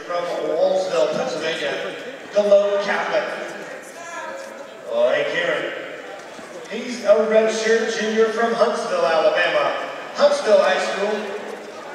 We talked with Coach Kerry McCoy of the University of Maryland just before the meet started here. He was very high on Dallas Brown. He also on their backup, Carl Buchholz, who substituted for him when he was out and did a fine job. And Kerry says that those two guys going at each other every day, plus having Kerry Colott to wrestle with, really can develop a great heavyweight. Nice pickup there by Heron. Let's see if he can get that point. Doesn't have it yet. Is he going to get it? Oh, no, he doesn't get it. They don't like that on the bench over there at American University, but I have to say that Heron sucked his legs in when he went off out of the mat and didn't touch his feet down. They don't have to touch, they just have to be across the plane of the edge there, but he kind of pulled his knees up as they went off the mat, and the referee didn't give it to him. So we're back in the standing position, no score, 2 minutes to go in the first period. Mark Cuban is supporting you, Dallas.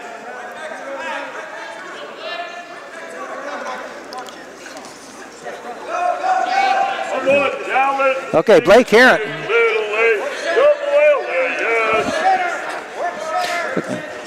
Okay, we're going to turn it over to Kelly Ward. Well, I have not seen these two fellas wrestle before, but this gentleman from American University so far is impressing me. For a big guy like himself, he can move, and that's a hell of a shot he just took there. I thought he scored. He didn't score earlier in the period here. No, it was really, really close, but they went out of bounds, and like I said, his toes and feet came off that plane, and there was no score on it. But it was a nice move by Heron. Yeah, Heron is. I mean, he had that leg up and was bouncing him off the mat, just didn't quite do it. And he's 8-2, and Scott showed me he's won a couple tournaments already this year. Mm-hmm. And he's from Alabama. I've not heard of too many wrestlers from Alabama, but I don't know. I'm looking at him. I'm thinking maybe this guy weighs 220 pounds. What do you think? It could be. He's not a big heavyweight. Now there's a move by Heron. 2 points, so the first score is by the American wrestler. I should say American University. I don't think they're going to sue you. But for a big guy, he moves really well. Both of them are moving nicely. Yeah, it's really great. I mean, Heron's obviously got a weight advantage on the American wrestler here. Okay, so we've got an escape here by Dallas Brown of the University of Maryland. What do we get? We got 12 seconds of riding time. 13 seconds left. 11 seconds to go in the period. Well, usually in this weight class, you get about one shot in a whole match, and they've done about 6 or 7 already. Mm-hmm. Well, I think that's characteristic of a lot of the heavyweights the last 2 or 3 years or so. Not the stars that we had in the past, but a very even field. And these guys are really wrestling with each other to try to win this. We're just seeing a lot more moves by heavyweights. Yeah, they are. I'm impressed with the movement. Mm-hmm. I like it.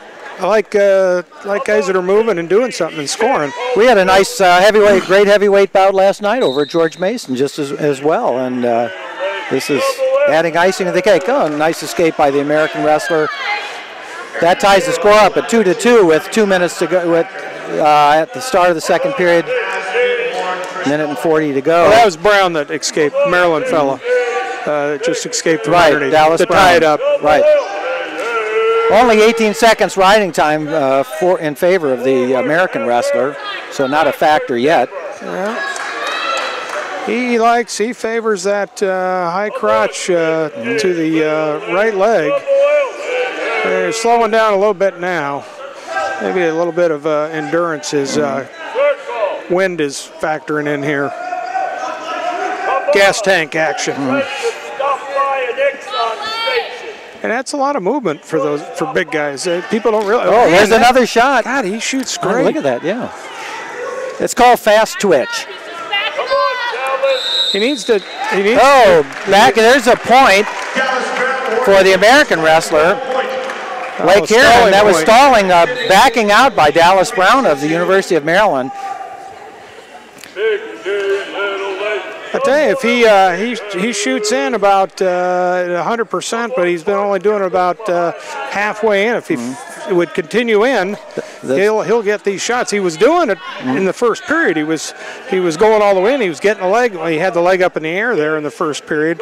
But if he just keeps banging that head and continues in and finishes his shot, he will get a takedown. And the other fellow's getting a little tired of him because he's working his head. That gets you really tired when a guy keeps pulling your head down like that. Heavy hands. Yeah, heavy hands. Got that attempt at the high crotch. It's from pretty far out, but it's putting the Maryland wrestler on the defensives. Oh, absolutely. 17 seconds to go in the second period. Score is still 3-2, and riding time not a factor. I'd like to see Heron here take a shot right now and get in deep, see if he can finish. I don't think we're going to see anything here, though. Okay, end of the second period. A good match for a heavyweight bout. Yeah. Heron chooses down to start period 3. Okay, the American University wrestler has the score advantage, 3-2, and he's in the down position here. So wow, that was quick. And he just added to it. 4-2. 4-2 for Blake Heron of American University. Nice stand-up. People don't understand it's not easy to get up from underneath a Division I wrestler. Yeah, that's right. You know, it's not just standing up. You know, you got a guy on top of you that knows how to keep people down. Yeah, especially a heavyweight at a couple of 100 pounds. All right, well, the Maryland fella here, Brown, he's probably 200 pounds. These are small heavies, right? But Brown here, our Heron, is probably about 220, and for a 220-pound guy, he moves really well.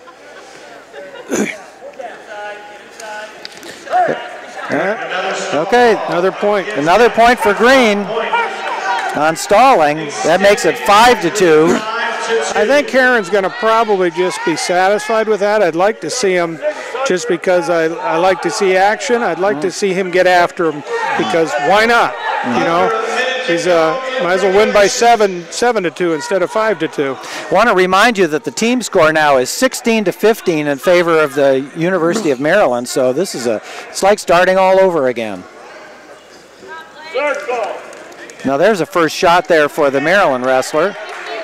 Half shot. Well, two half shots make a hole. You know, and he might as well shoot. Yep. You know, he's got to get 2 takedowns to get this thing tied back up. For wrestling. Also, AU.wrestling on Facebook. Come on, Dallas, if you don't win this, And I think we're going to see a little bit of dancing and standing for the rest of this match. Heron's going to be satisfied with that 5-2 win, which that's fine. Now remember, we're going to have the 125-pound match start right in after this one. We started at 149. You're listening to Takedown Wrestling. Scott Casber, Kelly Ward, and yours truly, Greg Zafros, and we'll be joined again by Wade Schalles in just a few moments. So there's another victory for American University. That makes the score 18-16 in favor of American University. And we're going to what might be the breakout match here for this meet here. This is 125 pounds. Number 14, Shane Gentry of the University of Maryland. And he's going against David Turaro of American University, both with fine records. Shane Gentry at 8-1 and David Turaro of American University with a 12-5 record. gentrified Northwest Washington. Oh, nice bear hug. Yeah. Oh, see some action here. Oh, yeah. Beautiful nice high crotch. Beautiful high crotch. Got to finish it, though. He shouldn't have put that arm around his back. Now he's got a whizzer. American's got the whizzer on him. If he hadn't done that, he'd had the takedown now. Yeah. But there we go. Oh, there it is. 2 points for Shane Gentry. And boy, he's showing his stuff. He's showing us why he's number 14 in the nation. Yeah, he looks very sharp. Junior from Stafford, Virginia, Colonial Forge High School. A redshirt freshman from Honolulu, Hawaii. Honolulu, Hawaii. Now that's only the second wrestler I've ever seen from Honolulu in my life. The other one, Travis Lee. Travis Lee was the first Lee, one. right? He was above average. A little bit. A little bit. I saw him make throw his this name out statement. there real quick. Grant Nakamura from Grant Nakamura, Hawaii, right. wrestled for Iowa State. Right. Who was that? Grant Nakamura. Yeah. When was this? Oh, gosh, in the Bobby Douglas, the old Halcyon days. Oh, really? Oh, okay, at a Hawaii wrestler. Okay, that's... Yeah, so we had 2 Hawaii wrestlers well, my dad was... going at pretty much the same time. My dad was right. He told me I was going to learn something every day, and now there's the new thing I learned today. Okay. You can take the rest of the day off then, I yeah, guess. right. What can I say? Yeah. Okay, we've got a good match going here. It is 2-0, a minute and 30 to go. We've stopped at have an adjustment on the headgear. This Gentry is from a powerhouse high school in Virginia, Stafford, Virginia, I believe. Yeah, it's Colonial Forge. Colonial Forge, right. That is right. Bill, the coach yeah, is right. Bill. Good friend of mine, but can't remember his last name. That's all right. I'll get that in a minute. He won't. He's not going to sue you. Yep. But this kid I think he was a 2-time state champion. He's a real deal. 2-0. I like that eye crutch in the first period. That was beautiful. How about Shane pin this guy? See, I like this. The guy, he's going up top. He's trying to, he's looking to try to get the guy on his back. He's just not hanging on him. Minute and 15 riding time. We've got 1 minute to go in the first period, and I'd have to say David Terraro, it's not so much that he's stalling, he's just being tied up so tight by Shane Gentry. He's being buried. Yeah. I mean, there's not much he can do there. I like it when when referees start hitting the mat and saying you're stalling, you got to do something. It's like, come on, hey, you get under here and see if you can get up. Right. I've been there many a time. I can tell you that. Well, we've all been there. If you're in the Mangled Ear Club, somewhere along the line, somebody was burying you down into the mat. Yeah. Okay, again, we're at the 125-pound weight class. We start at 149. Team score is 18-16 in favor of American University. This could be a barn burner. We're right down to the end.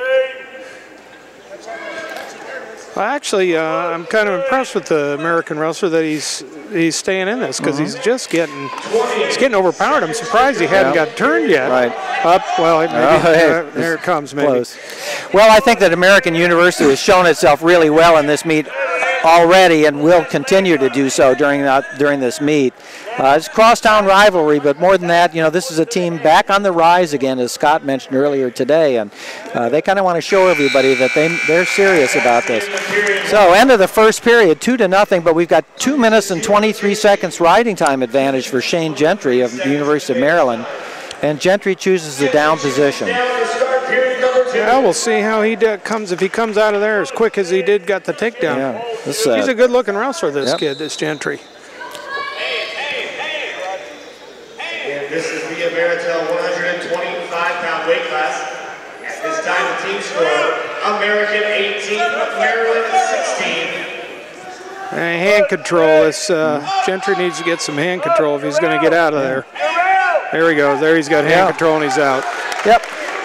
So the score is 3-0, but give credit to the American University wrestler for holding him down for that long. Yeah, I mean, Gentry is burned off a little bit of the riding time. Really fast twitch. I was expecting him to be out of there right away, but a nice job by the American University wrestler. It's been good wrestling all around here. Yeah, slowed down a little bit here, I think, because I think they're both breathing a little hard. And, our fella from American should be from 2 minutes underneath.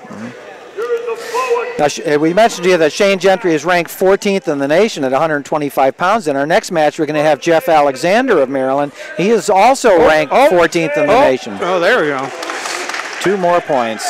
5-0 plus the riding time point, which is rolling up now over 2 minutes. It's going to be difficult to erase for American. How are you pronouncing that last name? Taro? The American? Terraro. Terraro. That's the way it's been said to me. I apologize if that's not correct. But Shane Gentry. Good position by Gentry. Get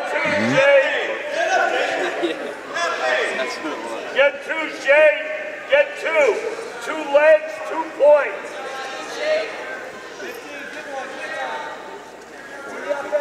10 seconds.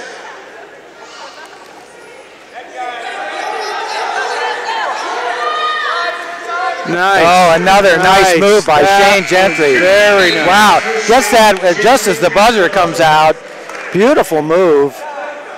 You know, that's wrestling through the period and wrestling all the way off the mat. A driving double leg from your knees. You know, a lot of guys lose points right at the end of the period because they just let up. And they think, well, the period's going to be over, and that's a mistake. Can't do that, especially in Division I wrestling, because these guys are all well-trained athletes. That was impressive. I like that he didn't just say, I'm going to let the period end, because he could have very easily. Now remember, at this point, bonus points are going to be important to both teams.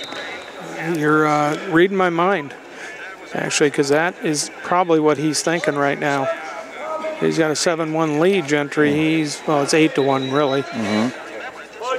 Now remember, we have 2 more matches after this, 141 and 149. And in both of those matches, there are no ranked wrestlers.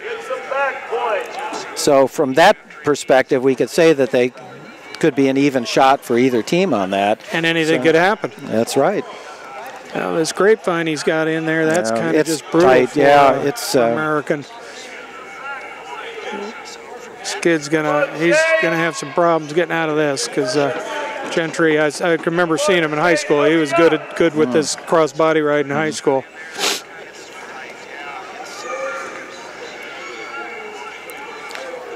One minute to go in the third period, 7-1 plus a riding time advantage for the Maryland wrestler Shane Gentry. Again, number 14 in the nation. Amazing. One escape for Toronto. Take him down. Well, we got a minute here, and I don't think Gentry's going to just sit on his lead, which is something I like. I think he's going to try to get a takedown here. Well, if he gets the takedown plus his riding time, he's going to get an extra team point. So he has an incentive for that. 45 seconds to go in regulation. Yeah, his bench is they're on him right now, saying to get after him because they want that extra team point. Okay, we're down to 35 seconds to go. A 7-2 lead with a riding time point for Shane Gentry of Maryland. He's trying. American, oh, geez. Well, you know, a nice takedown for David Toraro. Nice takedown. No fault to Gentry. He was just trying to get a takedown to get bonus points. And that's going to take away those bonus points. Yeah. Because we have 9 seconds to go, and I think Toraro is just going to hold him there. I give credit to Gentry though for trying to get another bonus points. Good match. Good match. He could have just stood there and done nothing and not get taken down. Well, how much closer can it get? The team score now is 19-18. Going into the second to last match, we're going to have Danny O'Malley for the University of Maryland, and he's going against this is Jeff Alexander. Oh, and he tries an alligator roll, doesn't get the points on it. Jeff Alexander, number 14 in the country for the University of Maryland, he's going against Esteban Gomez Rivera of American University.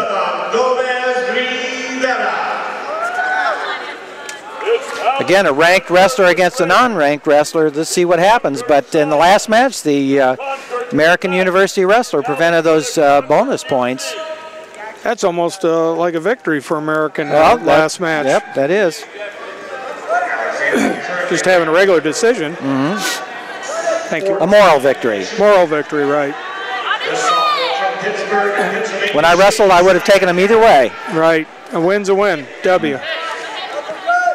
The American wrestler, or the Maryland wrestler here, he should get this. That was nice. Well, there it is. Yep. Technically, he did all that just exactly right. Gomez Rivera is a freshman from Miami, Florida. Maryland Jesuit Preparatory School. Just mentioning that Gomez Rivera is from the state of Florida, and that's a state who over the last 25 years has really gone through the roof in terms of wrestling. They have such good programs down there. Guys like Chris Bono coming out of there, just a ton of good wrestlers from the state of Florida. And glad to see it. We're just hoping other states will follow in their footsteps. It's a big state. Big state, a lot of people. Another Iowa State reference there, Chris Bono. Chris Bono, right. Just won't stop with Kelly Warner. They just Jacksonville, Florida. Chris Bono. Yeah. That's right. Ernie. Was it his dad was the coach there? His high school coach. Is that correct? His dad I think it is. Yeah. I think that's it. Okay, they've got a minute to go in the first period and a 2-0 lead for Jeff Alexander of the University of Maryland. He's wrestling again Esteban Gomez Rivera, and I'm sure that at the least American University doesn't want to give up any bonus points. We're getting trying to get that cross-face cradle. Yeah, we've got a warning against the American University wrestler, but he is just tied up so tight.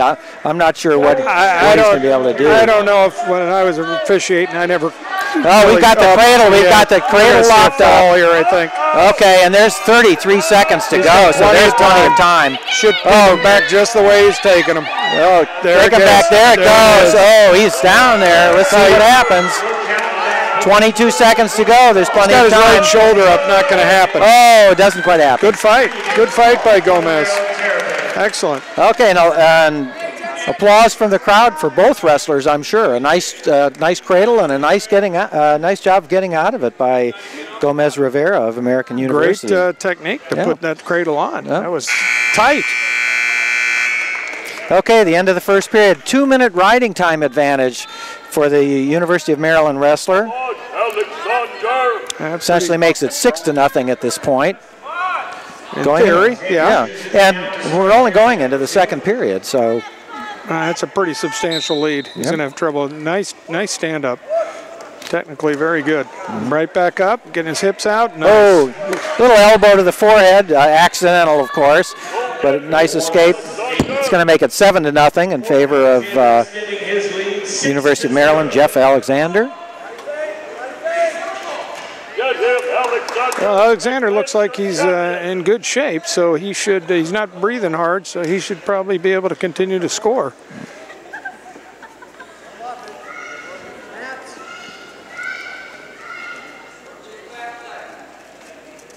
Sizing each other up still a little bit here, maybe taking a little breather. A lot of wrestlers will do that, take a little breather when they're on their feet. In neutral.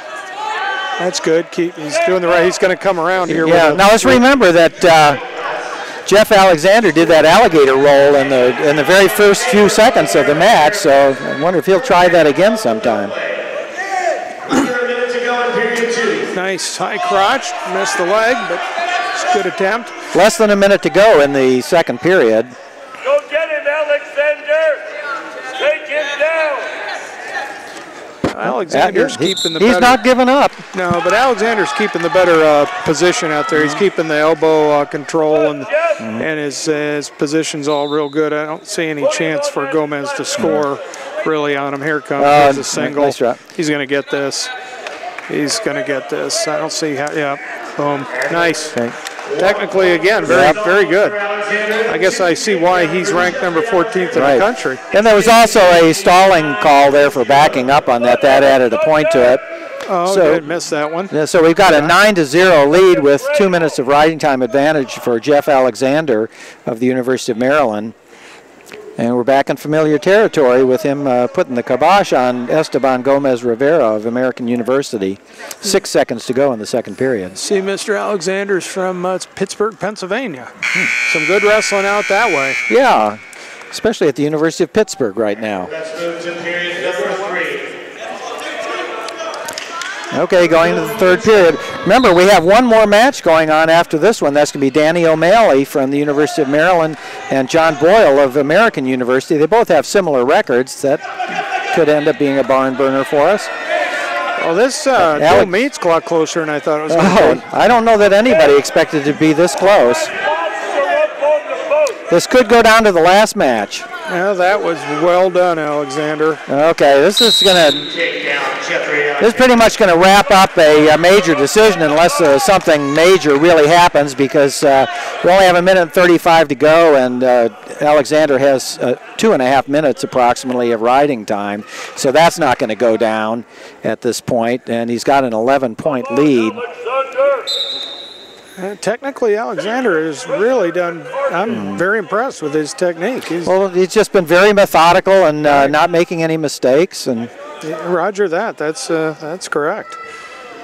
They might get called there. Had 4 fingers, but ref didn't see it, so it's a freebie. Come on, Jeff, hurry up. Right there, right turn. Come on, Jeff. Gomez is just trying to keep his nose above water at this point. Back point. Now, if I was Alexander, I would be trying to turn him now. Yeah. Because you got him. He's tired. He's worn. Yeah, he needs 2 more. He needs 2 more points. And I think he's gonna turn him. Maybe. He should pull that right back into his chest and pin him against his own chest. A reversal. Nice job by Gomez Rivera. You know what, though? That's okay. Alexander was trying to turn him for near fall points, trying to score. That's what I like to see. Yep. People like to see scoring. Right, and he's still going to get the major decision. We only have 24 seconds to go, and with a 10-point lead and riding time, 11-point lead, I think the major decision is locked up at this point. 15 seconds to go. I'd rather see a wrestler do that than just ride on top and ride out. Come on, get out of there. Okay, this is going to end true to form with the ranked wrestler, Jeff Alexander of the University of Maryland, winning that one by a score of 13-2. A major decision, making our team score 23-18 with 1 match to go. That means a major decision or a pin on the American University wrestler could possibly tie this up. A pin could win it. With a 5-point difference between the two. A technical fall would tie it up. A pin by the American University wrestler, by the American University wrestler would win it for them.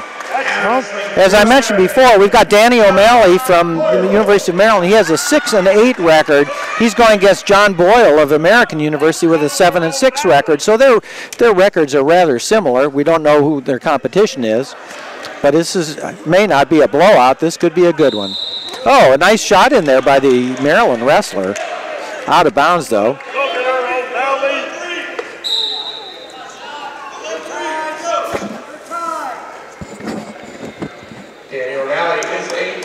Want to remind you, you're listening to Takedown Wrestling. We're enjoying bringing this to you from Bender Arena on the campus of American University. Well, how often do we see an arm drag? About once a season? Not too often, but you're sitting right next to one of the best arm draggers in the world. There, Wayne Hicks, Naval Academy. Legislative victory. Give him an executive order.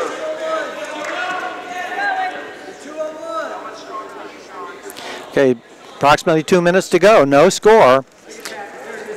This is our last bout of the evening. Oh! The whizzer is preventing any score at this point. Try to slip that whizzer. Oh. Nice job.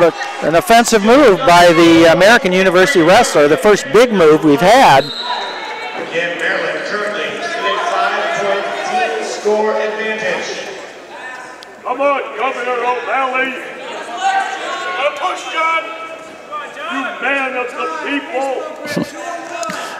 We have both Maryland fans and American University fans in the stand, so no matter what happens or who gets it, there's cheers from the crowd.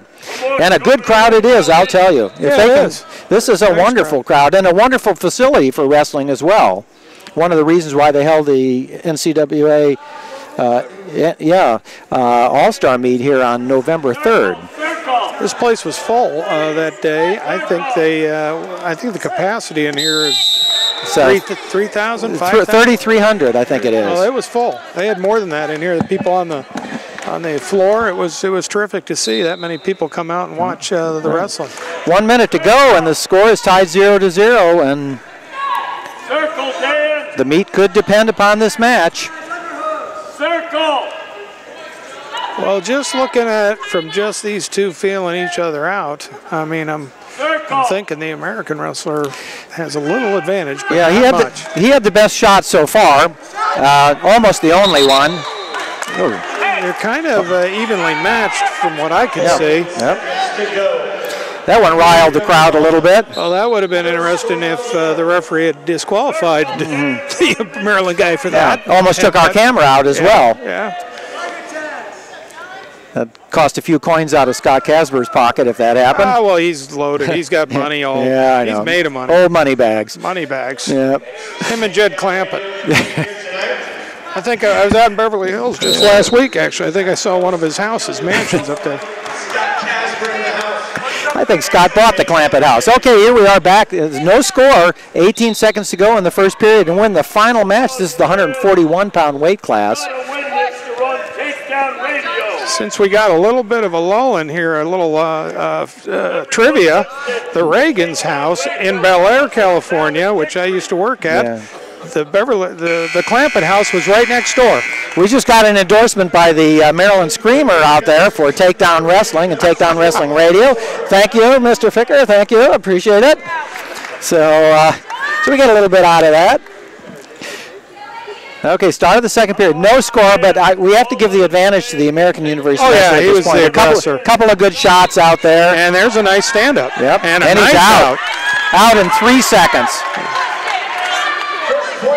Remember, the American University wrestler has to get a major decision or a pin. Major decision will tie it.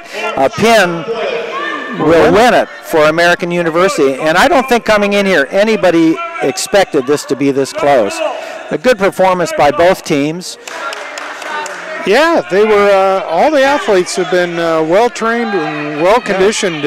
I'm impressed with both teams. Every one of the matches has been good. We've had 3 pins so far, and that's always good to see in college wrestling. Well, that's the most exciting thing in college wrestling. In my opinion, I'd like to get rid of the tech fall just so they go. Because what brings people to their feet? We got a stalling warning there and a point. Was that against the Maryland wrestler? No, I think that was. No, it was for the American wrestler. It's now 2-0 in favor of the University of Maryland. Right. Yeah, we're from the old days where we didn't have any of the tech falls and all that stuff. And I mean, think about what brings people to their feet. Falls.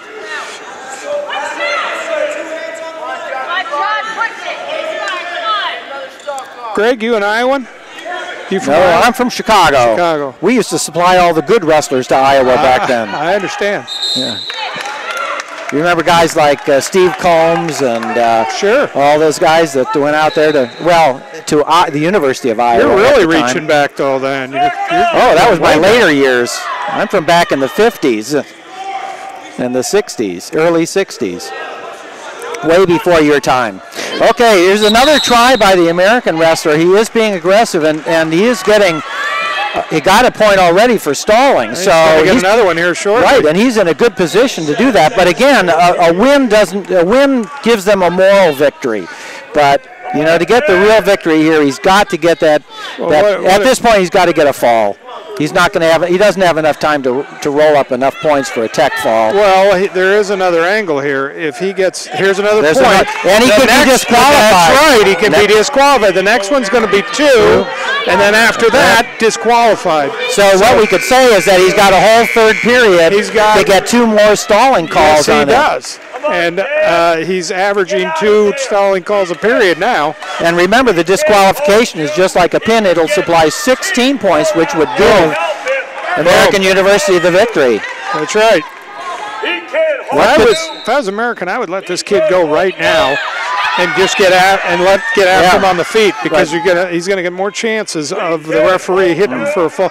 I think this American's bench should be. I would be telling him, let him up. Yeah. Of course, I don't know. They might start hitting him right here. He's just laying on his belly. Yep. Not really doing a lot. And the ref hasn't been slow to give those points. No, I would get him off the mat though, because you're just burning time right here. Because I think their best opportunity is to go for disqualification. Yeah, it's burning up time here. Yeah. This isn't good for America. Minute and 30 seconds to go, now minute 22. And get off the mat and start over again. If I was Tig Moore, I'd be telling him to get up, but let him go. But he's okay. He's going to try to keep him down. Moore's telling him to keep him down. So maybe he thinks he can turn him, or maybe he thinks he can get these stall calls by keeping him down. Now, let's remember, we've got Danny O'Malley for the University of Maryland out there, and John Boyle of American University. Boyle is leading by score 3-0. Riding time is at 41 seconds, but again, he needs he needs a 6 point. He needs 16 points here somehow. Laying on his belly. Okay, let's make sure he doesn't stall call. Yeah, let's make sure he doesn't get disqualified for unsportsmanlike conduct. This will be the American wrestler. Yeah. Yep. See, there it is. Now it's 2. Yep. Now the next one's disqualification. Now, are we getting... I think the Maryland bench thinks that was only the second stall call. Yeah, no, it was the third. I know it was, but they were holding up 1 point over here in Maryland. I could be very wrong. And he's got a chance to get it. See, I think he would have had a better chance at this on his feet, because you could make a guy look more like he's stalling. Oh, he's diving to the outside. That's close. That's close. It's going to be tough for him to give him unless this guy just lays down on his belly. Yeah. I don't think he's going to just do that. Oh, see, I think. Oh, see, they're confused. Yeah. They're confused. They're wrong. That was the third stall call. Get up, he can't hold you. Unless they change the rule. Get up there. Okay, 15 seconds. You have to ask yourself what referee's going to give a stalling call in the last 15 seconds. On the other hand, he's given 3 of them so far. It's happened. And he hasn't motivated the Maryland wrestler to do anything yet. So there was a referee. His name's Spike Israel. Used to come to Iowa State. He used to give it and hit port. See, now that's okay. That is it. I would have called it right there. That's stalling. He's not doing anything. 5 seconds to go. Will he call it? I would have called it. He's not going to call it, though. Okay, and it ends there. That's too bad. He should have let him up. Right. Final score, University of Maryland 23, American University 21. Went right down to the last couple seconds there, and really it was the call by the referee, and that's a hard one to make, but that was some definite stalling in the last period. But that's, again, I was a referee for many years. That's a tough call to make, but it was there. Well, I refereed for 25 years, did the Big Tens. That would have been a disqualification in my book. Okay, let's get the opinion of Scott Casber here. He's the judge of all judges. Scott, I told you the cupboard wasn't bare. Yeah. American Eagles are for real, even in a down year.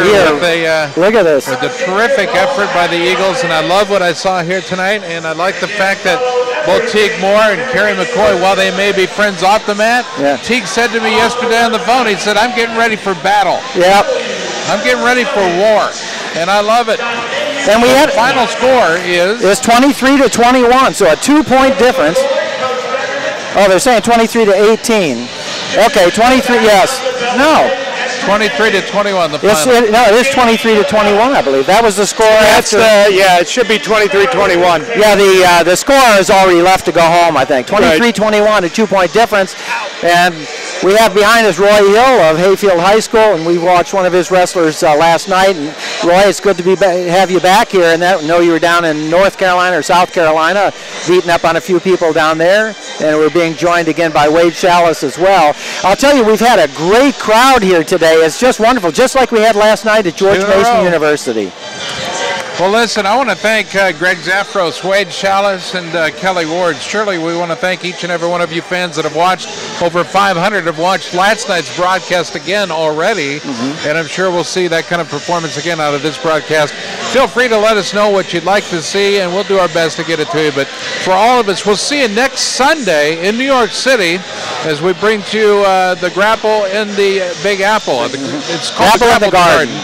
But I've been thinking about that whole mixture, the Grapple and the Apple. Anyway, we'll look forward to seeing you there. 10:30 first bouts, 12:30 second round, and then, of course, so we should be done about 4 o'clock. So for all of us at American University in Bender Arena, I'm Scott Casber. Again, thanks to Greg Zafros, Kelly Ward, and, of course, the immortal one, Wade Schalles. Thanks for listening, and thanks for watching on themat.com.